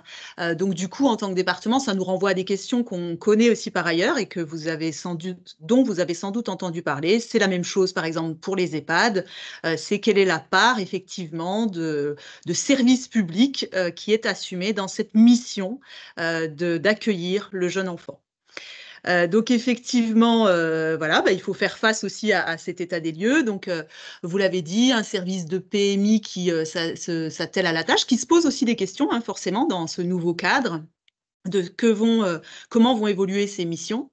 En tout cas, peut-être l'occasion pour moi de dire que pour le département de l'Aube, effectivement, pareil, quand je suis arrivée, il y avait encore plus de 10 médecins. On avait 12 médecins au sein de la PMI. Vous imaginez bien qu'en 2 ans, les choses ont totalement changé. Ce n'est plus du tout le cas. Et il va nous rester 2-3 médecins, mais on a quand même des forces vives que sont les infirmières, parce qu'on a un corps d'infirmières puéricultrices qui est quand même notamment, je trouve, bien riche, fourni, et qui, voilà, qui aussi vit un peu les mêmes choses que vous avez décrites, hein, et donc du coup qui peut parfois avoir des projets aussi ailleurs, mais qui quand même, que nous essayons en tant que institution de motiver, de mobiliser sur ces projets-là, en prenant des angles d'attaque, hein, forcément, on cherche tous un peu à se positionner et à aussi fidéliser, je dirais, nos personnels. Et donc, du coup, pour le département de l'Aube, ça a été cette question de la petite enfance, ça a été l'occasion de prendre le fil de quelque chose qui a été très peu cité, mais qui est la politique des 1000 premiers jours de l'enfant. Et donc, oui, je me le réservais pour vous, parce qu'il y a une question là-dessus. Hein. Non, mais justement, non, au contraire, hein, parce qu'en plus, dans le fil, il y a bien cette question de comment allier SPPE et 1000 premiers jours. Donc, je savais que c'était un de vos sujets. Voilà, donc du coup, c'est vrai que c'est l'occasion de dire que c'est super intéressant, en fait, de regarder les choses sous cet angle-là, que le président du département a été d'accord pour prendre le parti de porter cette politique tout à fait innovante, hein, vous l'imaginez bien. Et du coup, j'ai aussi quelques petites choses à vous dire là-dessus. C'est que donc, du coup, vous verrez qu'il y a quelques départements qui se sont emparés de la question de manière assez différente. Mais en tout cas, pour nous qui sommes au début, donc on pose les choses, mais on pose aussi quelques constats. Et les constats sont assez encourageants, en fait, de voir qu'en fait, ce sont des projets, je viens de le dire, un angle d'attaque un peu différent, très centré sur l'enfant. On regarde le sujet sous le prisme de l'enfant, mais aussi de ses parents, des 2 parents. Et c'est l'idée de proposer, nous, des maisons des 1000 jours, donc où on trouvera différents types d'activités, de l'accueil, de l'information, des conseils, pour répondre, hein, on est vraiment dans le droit fil de ce qu'avait posé le rapport sur le sujet. Ce qu'on constate, c'est que quand les territoires s'emparent de cette façon d'aborder les choses, en fait, ce sont des territoires qui rencontrent moins de difficultés que les autres pour recruter, par exemple. On a fait les constats tout récemment et on a partagé avec des territoires qui se sont déjà engagés dans la démarche et qui ont décidé, on va inaugurer demain une maison des 1000 premiers jours sur un territoire donné. Et on a comparé avec d'autres territoires qui vont prochainement s'engager dans la démarche. Et ils étaient très surpris, les prochains territoires, de constater que quand on s'engageait dans ces projets-là, eh bien, effectivement, plus facilement, on trouvait des EJE, plus facilement, on trouvait des professionnels qui avaient envie de s'engager. Donc, moi, je voulais redire que la qualité de l'accueil, la qualité de ce qu'on va porter, du projet, de la nature du projet, elle peut aussi être tout à fait, vous le savez, hein, mobilisatrice, motivante pour des équipes et des professionnels que nous sommes peut-être aussi, qui vont parfois chercher là où ils vont le plus s'épanouir, là où ils vont le mieux trouver effectivement une occasion de pouvoir travailler dans des conditions qui leur conviennent. Donc ça, c'est quand même quelque chose d'important. Et c'est aussi un levier, alors pas que ça, hein, vous l'avez dit, mais c'est aussi un levier pour envisager les choses autrement que sous l'angle de la place, hein, même si c'est important effectivement de couvrir les besoins, mais de regarder les choses sous l'angle comment on exerce aujourd'hui notre place en tant que département dans cette sphère partenariale auprès des autres acteurs. Et on est très très proche, hein, je veux dire, on travaille étroitement avec la CAF de notre territoire et on a une CAF qui est également convaincue que la politique de la branche famille pourra aussi trouver effectivement une concrétisation peut-être plus nouvelle, enfin renouvelée, je ne sais pas, et tout à fait pertinente en termes de petite enfance. Après, c'est également l'occasion pour moi de dire que tout ça s'inscrit, je l'ai commencé à le dire, dans un cadre partenarial tout à fait riche, que ce soit sur les projets, mais aussi, je suis désolée d'en parler, sur les contrôles, que ce soit également aussi sur l'innovation, parce qu'il y a un fonds d'innovation au niveau de la petite enfance qui a trouvé aussi écho dans le territoire. Et je trouve que ce sont quand même des leviers qui permettent effectivement de rassembler l'ensemble des acteurs. On a partagé par exemple avec l'Association des maires de France, on a partagé avec forcément les services de l'État, bien sûr la CAF, les porteurs, hein, bien sûr, vous avez tout à l'heure fait témoigner un porteur et je trouve très très riche pour effectivement essayer de faire converger en fait nos visions et d'avoir effectivement une clarification des rôles de chacun, c'est certain, mais aussi peut-être partager des enjeux et une vision commune. En tout cas, c'est quelque chose qui, dans notre territoire, semble fonctionner. Alors, je ne dis pas qu'on est mieux que les autres, hein, on a les mêmes problématiques, mais c'est sans doute un angle d'attaque qui peut permettre d'affronter tous les leviers qui se posent à nous. Voilà, est-ce qu'il y a des sujets que je n'aurais pas encore évoqués ? Non, mais peut-être dire ouais. que tout ça se fait dans le cadre du schéma départemental aussi de services aux familles. Donc, pour tous les départements qui sont impliqués, moi, ce que je me dis, c'est que c'est pas le service public de la petite enfance qui viendra, à mon avis, faire levier pour leur mise en place. Mais quand il y a des espaces et des temps qui sont déjà posés, j'allais dire croyez-moi, mais en tout cas, nous, on les a pleinement utilisés pour pouvoir mobiliser la préfète de notre département, mobiliser l'ensemble des acteurs et se parler de tous les sujets qu'on a évoqués, que sont l'attractivité des professionnels, mais aussi les contrôles et comment on peut mieux communiquer, les prévenir, la qualité de l'accueil, je crois que c'est peut-être préalable au contrôle, le rôle de la PMI, qui effectivement est aussi un sujet chez nous, et qui doit également, elle aussi, se renouveler. Peut-être sur les contrôles, je vais juste dire un mot, sans trop insister sur la notion, mais c'était plutôt dire que le SPPE va donner une nouvelle façon d'agir en fait pour les départements. Alors, on est en attente de nombreux décrets, mais c'est effectivement, je trouve, intéressant de voir qu'il y aura de nouvelles modalités d'agir. Notamment, ça a été cité tout à l'heure par Elisa Bazin. Le président du département pourra, par exemple, poser plutôt des pénalités financières auprès des gestionnaires. Alors, je ne sais pas comment vous dire, mes équipes sont très, très en attente et m'ont déjà proposé ou demandé. Et tout l'enjeu est de positionner la pénalité au bon niveau financier. Enfin, je pense que les doctrines viendront avec l'expérience. Mais en tout cas, j'ai noté que dans le SPPE, il y avait aussi une diversification des façons et des méthodes d'agir qui vont quand même renforcer un peu le rôle que chacun peut avoir sur ce sujet.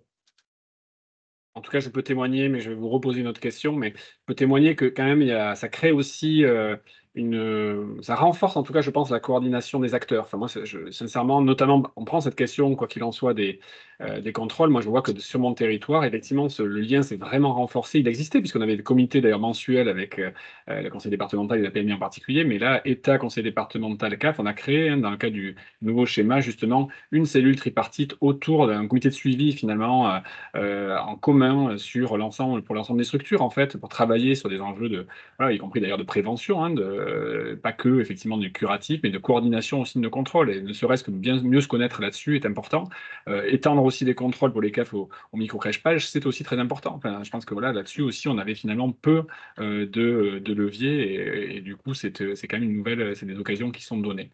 J'avais juste une question, c'est avoir votre regard, parce que dans le fil, et puis j'entendais aussi Madame Jacquet tout à l'heure, mais sur ce sujet un peu de la financiarisation qu'on perçoit d'ailleurs sur d'autres domaines, hein. Il y a ces sujets-là dans la santé, on l'a effectivement peut-être, c'est une question autour des débats en fait à tort ou à raison, mais sur la petite enfance du coup, et qu'on associe souvent d'ailleurs, on associe en fait privé et non-qualité ou maltraitance. Voilà, quel est votre regard, quels sont peut-être vos constats, parce qu'une certaine manière, le conseil départemental est en première loge aussi pour éventuellement constater dans ses propres contrôles, du coup, et éventuellement dans les sanctions associées.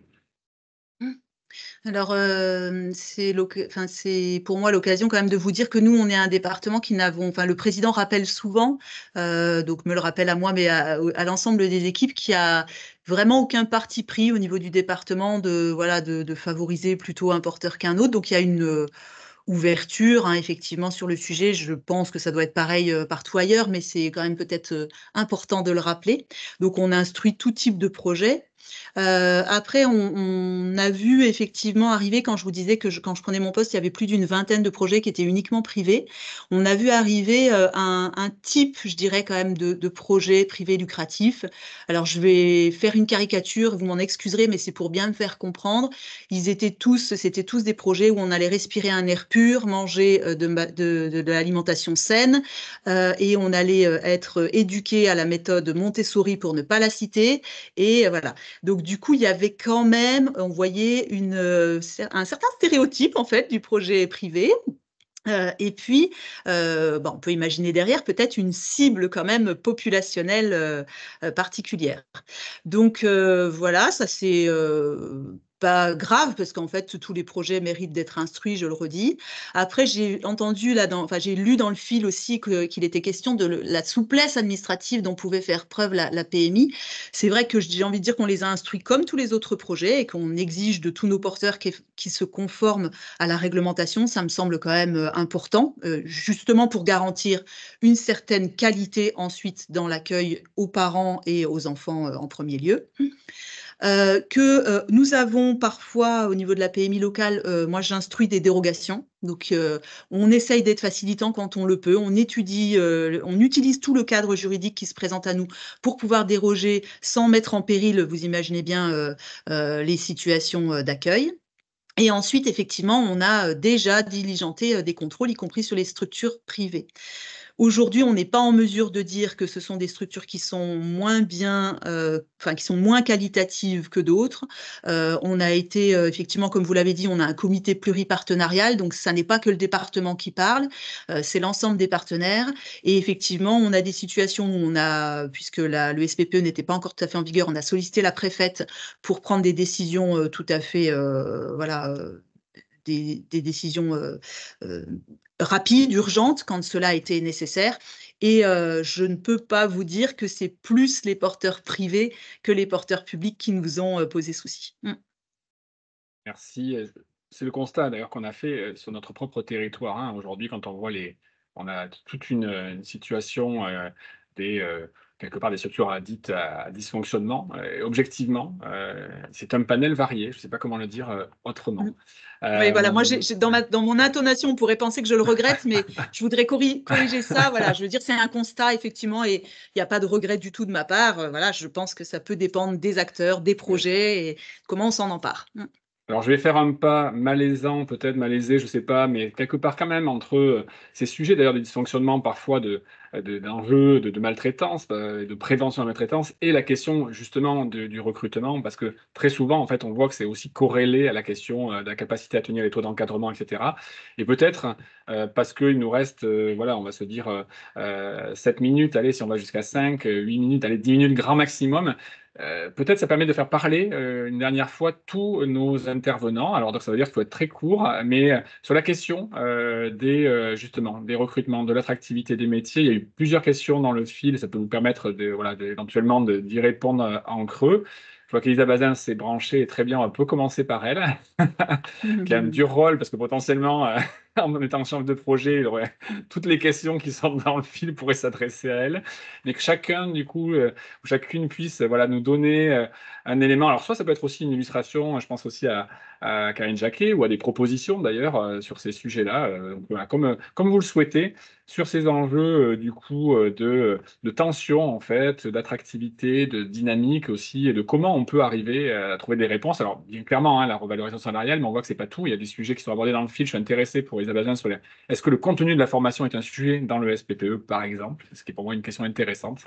Voilà, donc je vous laisse la main à Elisa, puis chacun peut du coup dire un mot là-dessus, puisque je vois que vraiment c'est la majorité quand même des interventions. C'est le nerf de la guerre, hein. De toute façon on le sait. C'est l'humain, et c'est aujourd'hui ceux qui font du coup la qualité de l'accueil et l'accueil tout court, et ce qui forcément formerait un service public de la petite enfance, ce sont les personnes qui le constituent, pour être très clair. Je vous laisse la parole.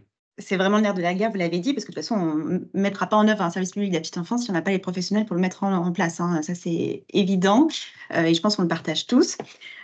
Juste pour rappeler très rapidement quelques chiffres, actuellement, c'est déjà 10 000 professionnels qui travaillent dans les crèches qui sont reconnus comme manquantes. Donc, il y avait une étude CNAF qui avait permis d'évaluer à 9 512 places qui étaient durablement fermées ou inoccupées à cause déjà de cette difficulté de recrutement. Et sur les assistantes maternelles, on est quand même face à un enjeu majeur, puisqu'il y a 120 000 assistantes maternelles qui partiront à la retraite en 2030, donc dans 6 ans. Et ça représenterait un risque de suppression de 313 400 places d'accueil. Sachant que là, actuellement, il en manque 200 000. Voilà, donc il y a vraiment un enjeu majeur.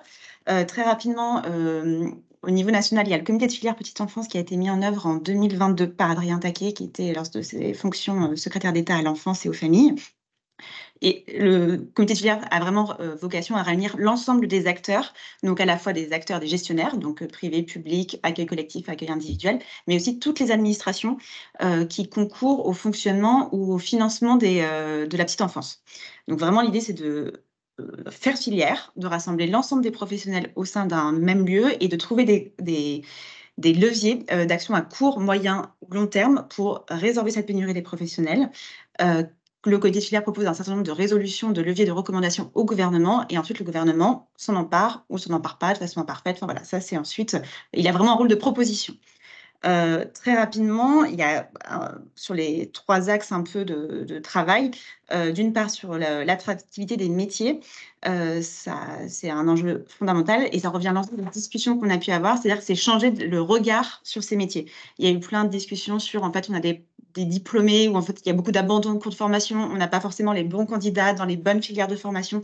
Ça, c'est un enjeu majeur qui est quand même assez lié, enfin je pense très lié au regard qu'on a sur ces métiers et qu'en fait c'est vraiment des métiers avec des compétences. Il y a un vrai projet plutôt que vocation, c'est vraiment un vrai projet de travailler dans la petite enfance et ça implique de s'occuper d'enfants en situation de vulnérabilité.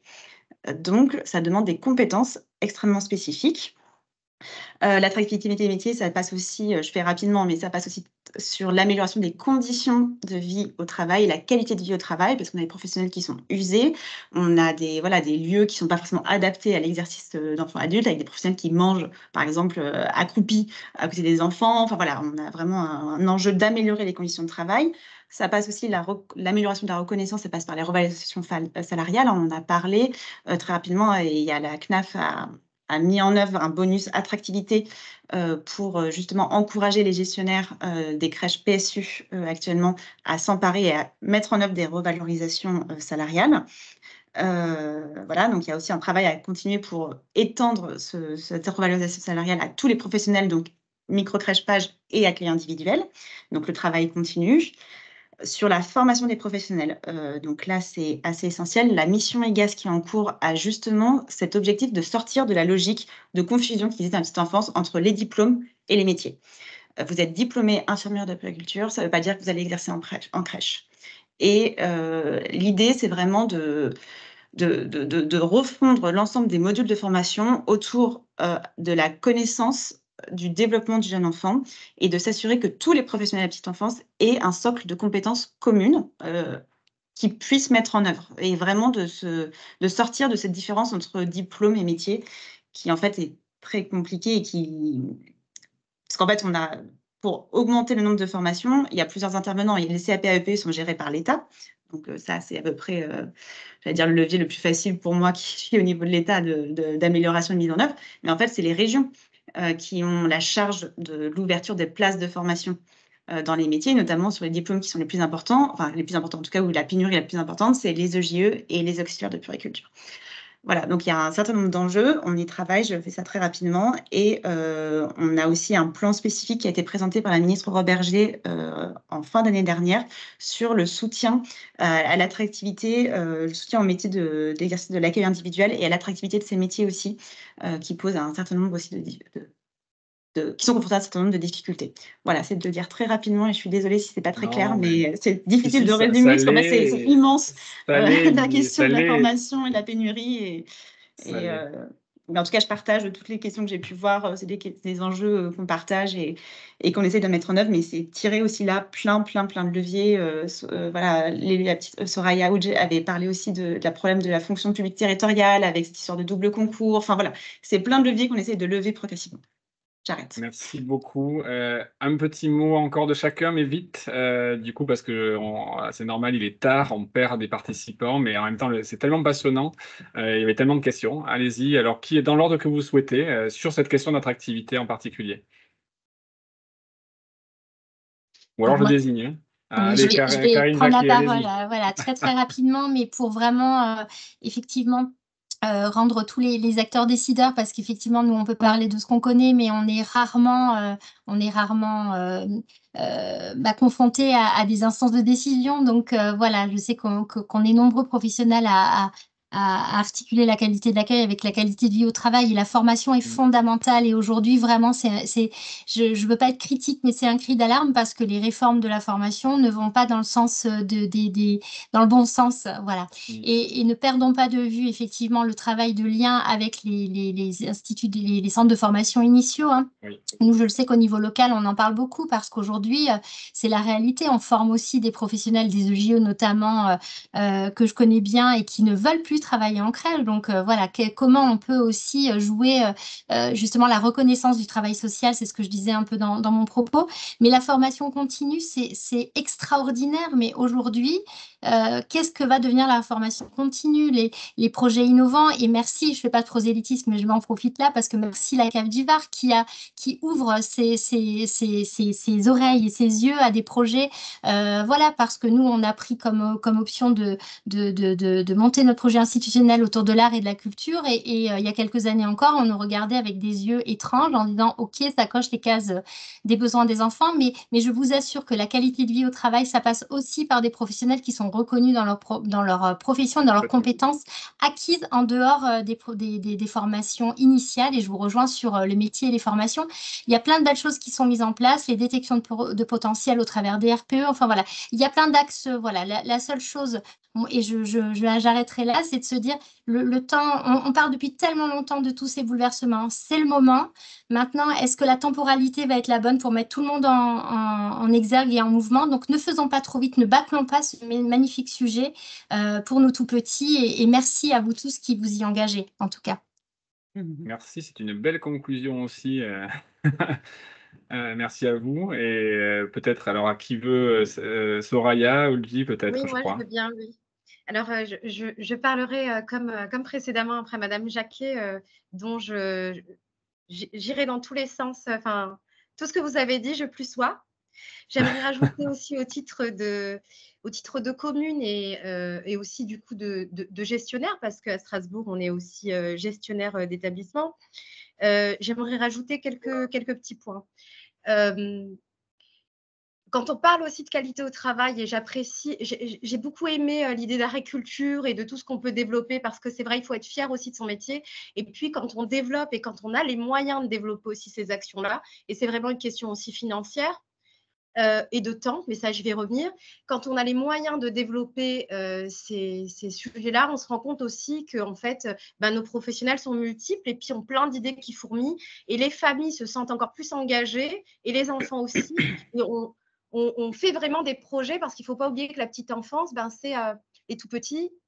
On va parler du rapport des 1000 premiers jours, Madame Comtois, mais c'est vrai que ça a été dit plusieurs fois, c'est que la toute petite enfance, c'est une période assez incroyable durant laquelle on peut vraiment soutenir un certain nombre de choses et du développement de l'enfant aussi prioritairement, mais aussi du soutien à la parentalité et tout ce qu'on peut faire, le bilinguisme, la lutte contre les fractures sociales liées peut-être aux discriminations, la question d'accès aux cultures, à l'art, vous l'avez dit aussi, et les questions aussi de santé quand on parlait de lutte contre les perturbateurs endocriniens. Juste brièvement, ce que je voulais dire aussi, c'est que nous, on se pose aussi des questions de temps. Si on entend parler de journée pédagogique, on en met. On a des structures aussi pour lesquelles il y a un peu plus de journées pédagogiques, mais comment on fait? Et les professionnels en ont besoin. Je sais que dans le service public de la petite enfance, c'est quelque chose qui a été souligné. Mais on a besoin aussi d'un travail avec les employeurs. Et là, on a besoin aussi de l'État pour avoir des discussions claires avec les employeurs et rappeler aux employeurs qu'il y a vraiment besoin que les familles comprennent que les familles ne peuvent pas mettre leur enfant à la crèche forcément tous les jours de 8h à 18h parce qu'il va y avoir des temps de travail, des temps de formation, des temps de réflexion. Et puis juste pour finir, je l'ai déjà dit, mais pour moi, il est important, et vous l'avez bien saisi, que la question de l'intérêt supérieur de l'enfant prime toutes nos décisions. Et à ce titre-là, on parle de difficultés de recrutement. On a la chance à Strasbourg, et j'imagine je l'espère, dans toutes les communes, d'avoir des professionnels qui sont engagés. Malheureusement, à mon sens, qui ne sont pas encore assez payés, qui ne sont pas reconnus aussi parce que c'est des métiers qui sont des services qui sont pris pour acquis et pour lesquels on ne met pas assez aussi de lumière. Nous, à Strasbourg, par exemple, on n'a pas de direction service petite enfance. On a un service, et je pense que toute cette idée-là, en fait, cette idée en fait de qu'est-ce que la petite enfance, elle peut être aussi reléguée, c'est là. Et puis, j'aimerais aussi juste souligner, là, c'est vraiment mon dernier mot, la question de la sécurité de l'enfant et du respect de son intégrité. Et je pense qu'il faut aussi aller très fortement dans la question des vérifications des antécédents judiciaires, de faire des sensibilisations régulières sur la question des violences, maltraitances physiques et sexuelles faites aux enfants. Et soutenir les professionnels aussi, parce qu'elles se sentent souvent, quand on voit ce genre de cas, ensuite, il n'y a aucune structure ad hoc pour soutenir réellement les professionnels qui vivent ça. Donc voilà, c'était vraiment mon dernier mot pour le coup. Non, Merci mais beaucoup. c'est passionnant en plus dans ce que vous ouvrez aussi. Allez, Guillaume, Marie-Pierre, mais alors vraiment, vraiment, là, tant pis, hein, il faut accélérer au maximum. Moi, Alors, je peux moi, je bien, demande je un vais mot faire très autrement. court, si vous voulez. Allez-y. Je vais faire très Marie-Pierre. court et en fait, je souscris à tout ce qui a été dit et j'aurais tendance à ouvrir en fait le sujet et je trouve qu'il n'est pas simplement circonscrit au métier de la petite enfance, mais qu'en fait, il est bien plus large que ça et qui nous concerne tous dans nos institutions et qu'il est, je pense, plus globalement un sujet de la pénurie des professionnels ou le recrutement, l'attractivité des métiers, du lien social. Voilà. Et moi, je vis la même chose dans le département pour les personnes âgées, je vis la même chose pour les travailleurs sociaux, je vis la même chose pour les établissements de la protection de l'enfance. Voilà. Donc, vraiment, une vision très, très large. Et à mon avis, les solutions peuvent être communes, mais je ne vais pas les reprendre. Elles peuvent être sur les conditions de travail, sur la nature des projets, sur, bien sûr, l'attractivité, les salaires.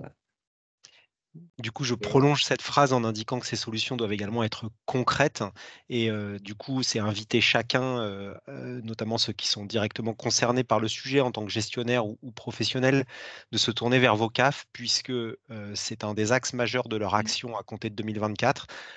L'attractivité des métiers, c'est la qualité des conditions matérielles de travail, c'est la qualité des conditions d'emploi et de rémunération, c'est la qualité du management, c'est la qualité du lien avec les parents et les projets éducatifs.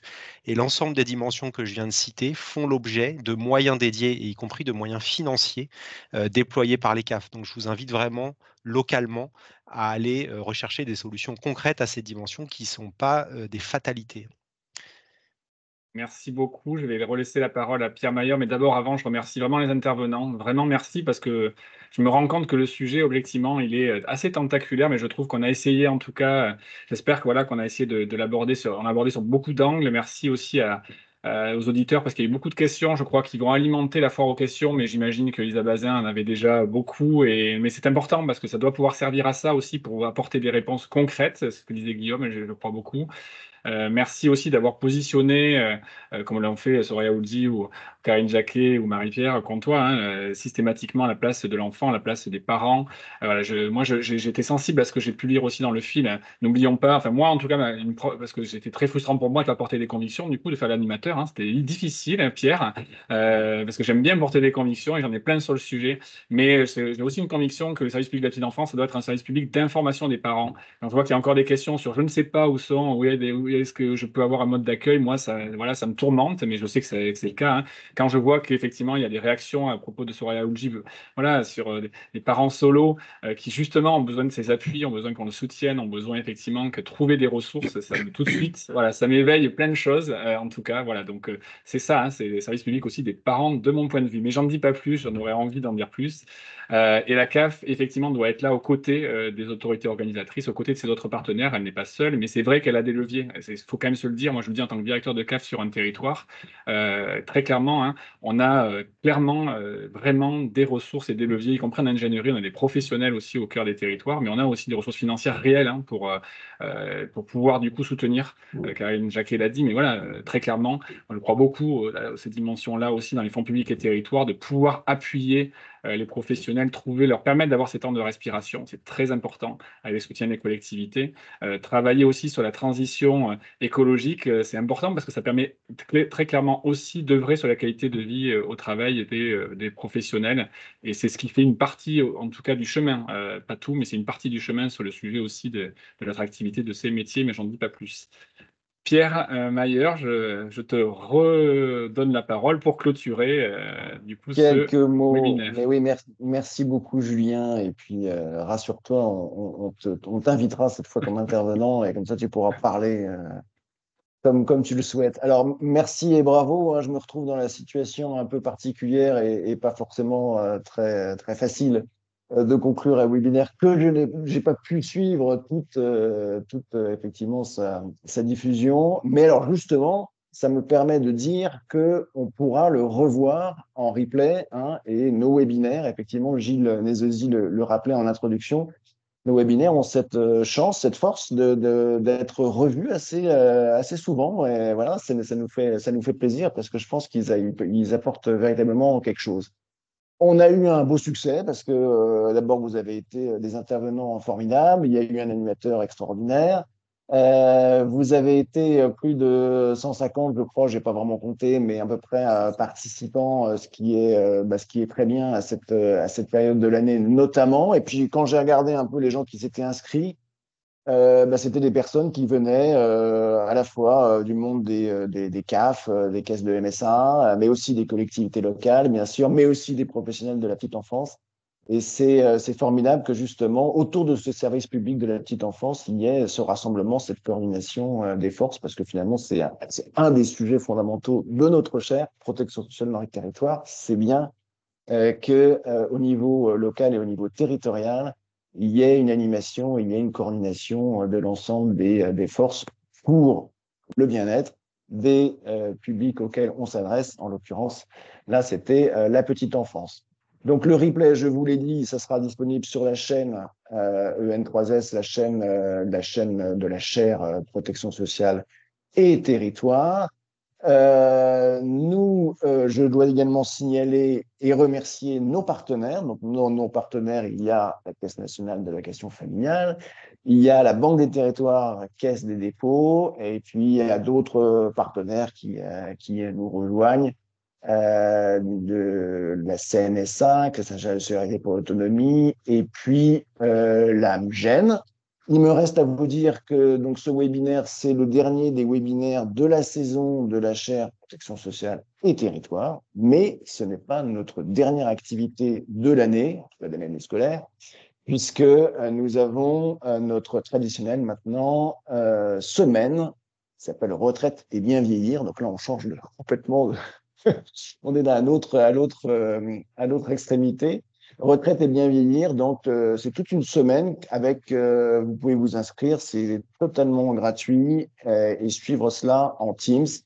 Nous faisons ça chaque année maintenant depuis 4 ans et nous aurons de plus en plus cette semaine Retraite et bien vieillir où à la fois on aborde les grandes problématiques de la retraite bien sûr, mais aussi et surtout le bien vieillir, c'est-à-dire comment on accompagne la prévention de la perte d'autonomie et comment, pour les personnes qui sont en situation de perte d'autonomie, on les prend en charge, on peut les prendre en charge. Et évidemment, il y a beaucoup de problématiques, et notamment celles des métiers qui sont évidemment parfaitement similaires aux problématiques que vous avez énoncées dans le cadre de ce webinaire qui, une fois de plus, était une grande réussite. Je vous remercie et bonne soirée. Merci beaucoup. Merci à vous. Merci à tous nos intervenants. À très vite. Au revoir. On peut poursuivre l'échange après pour sur le service public de la petite enfance sans problème.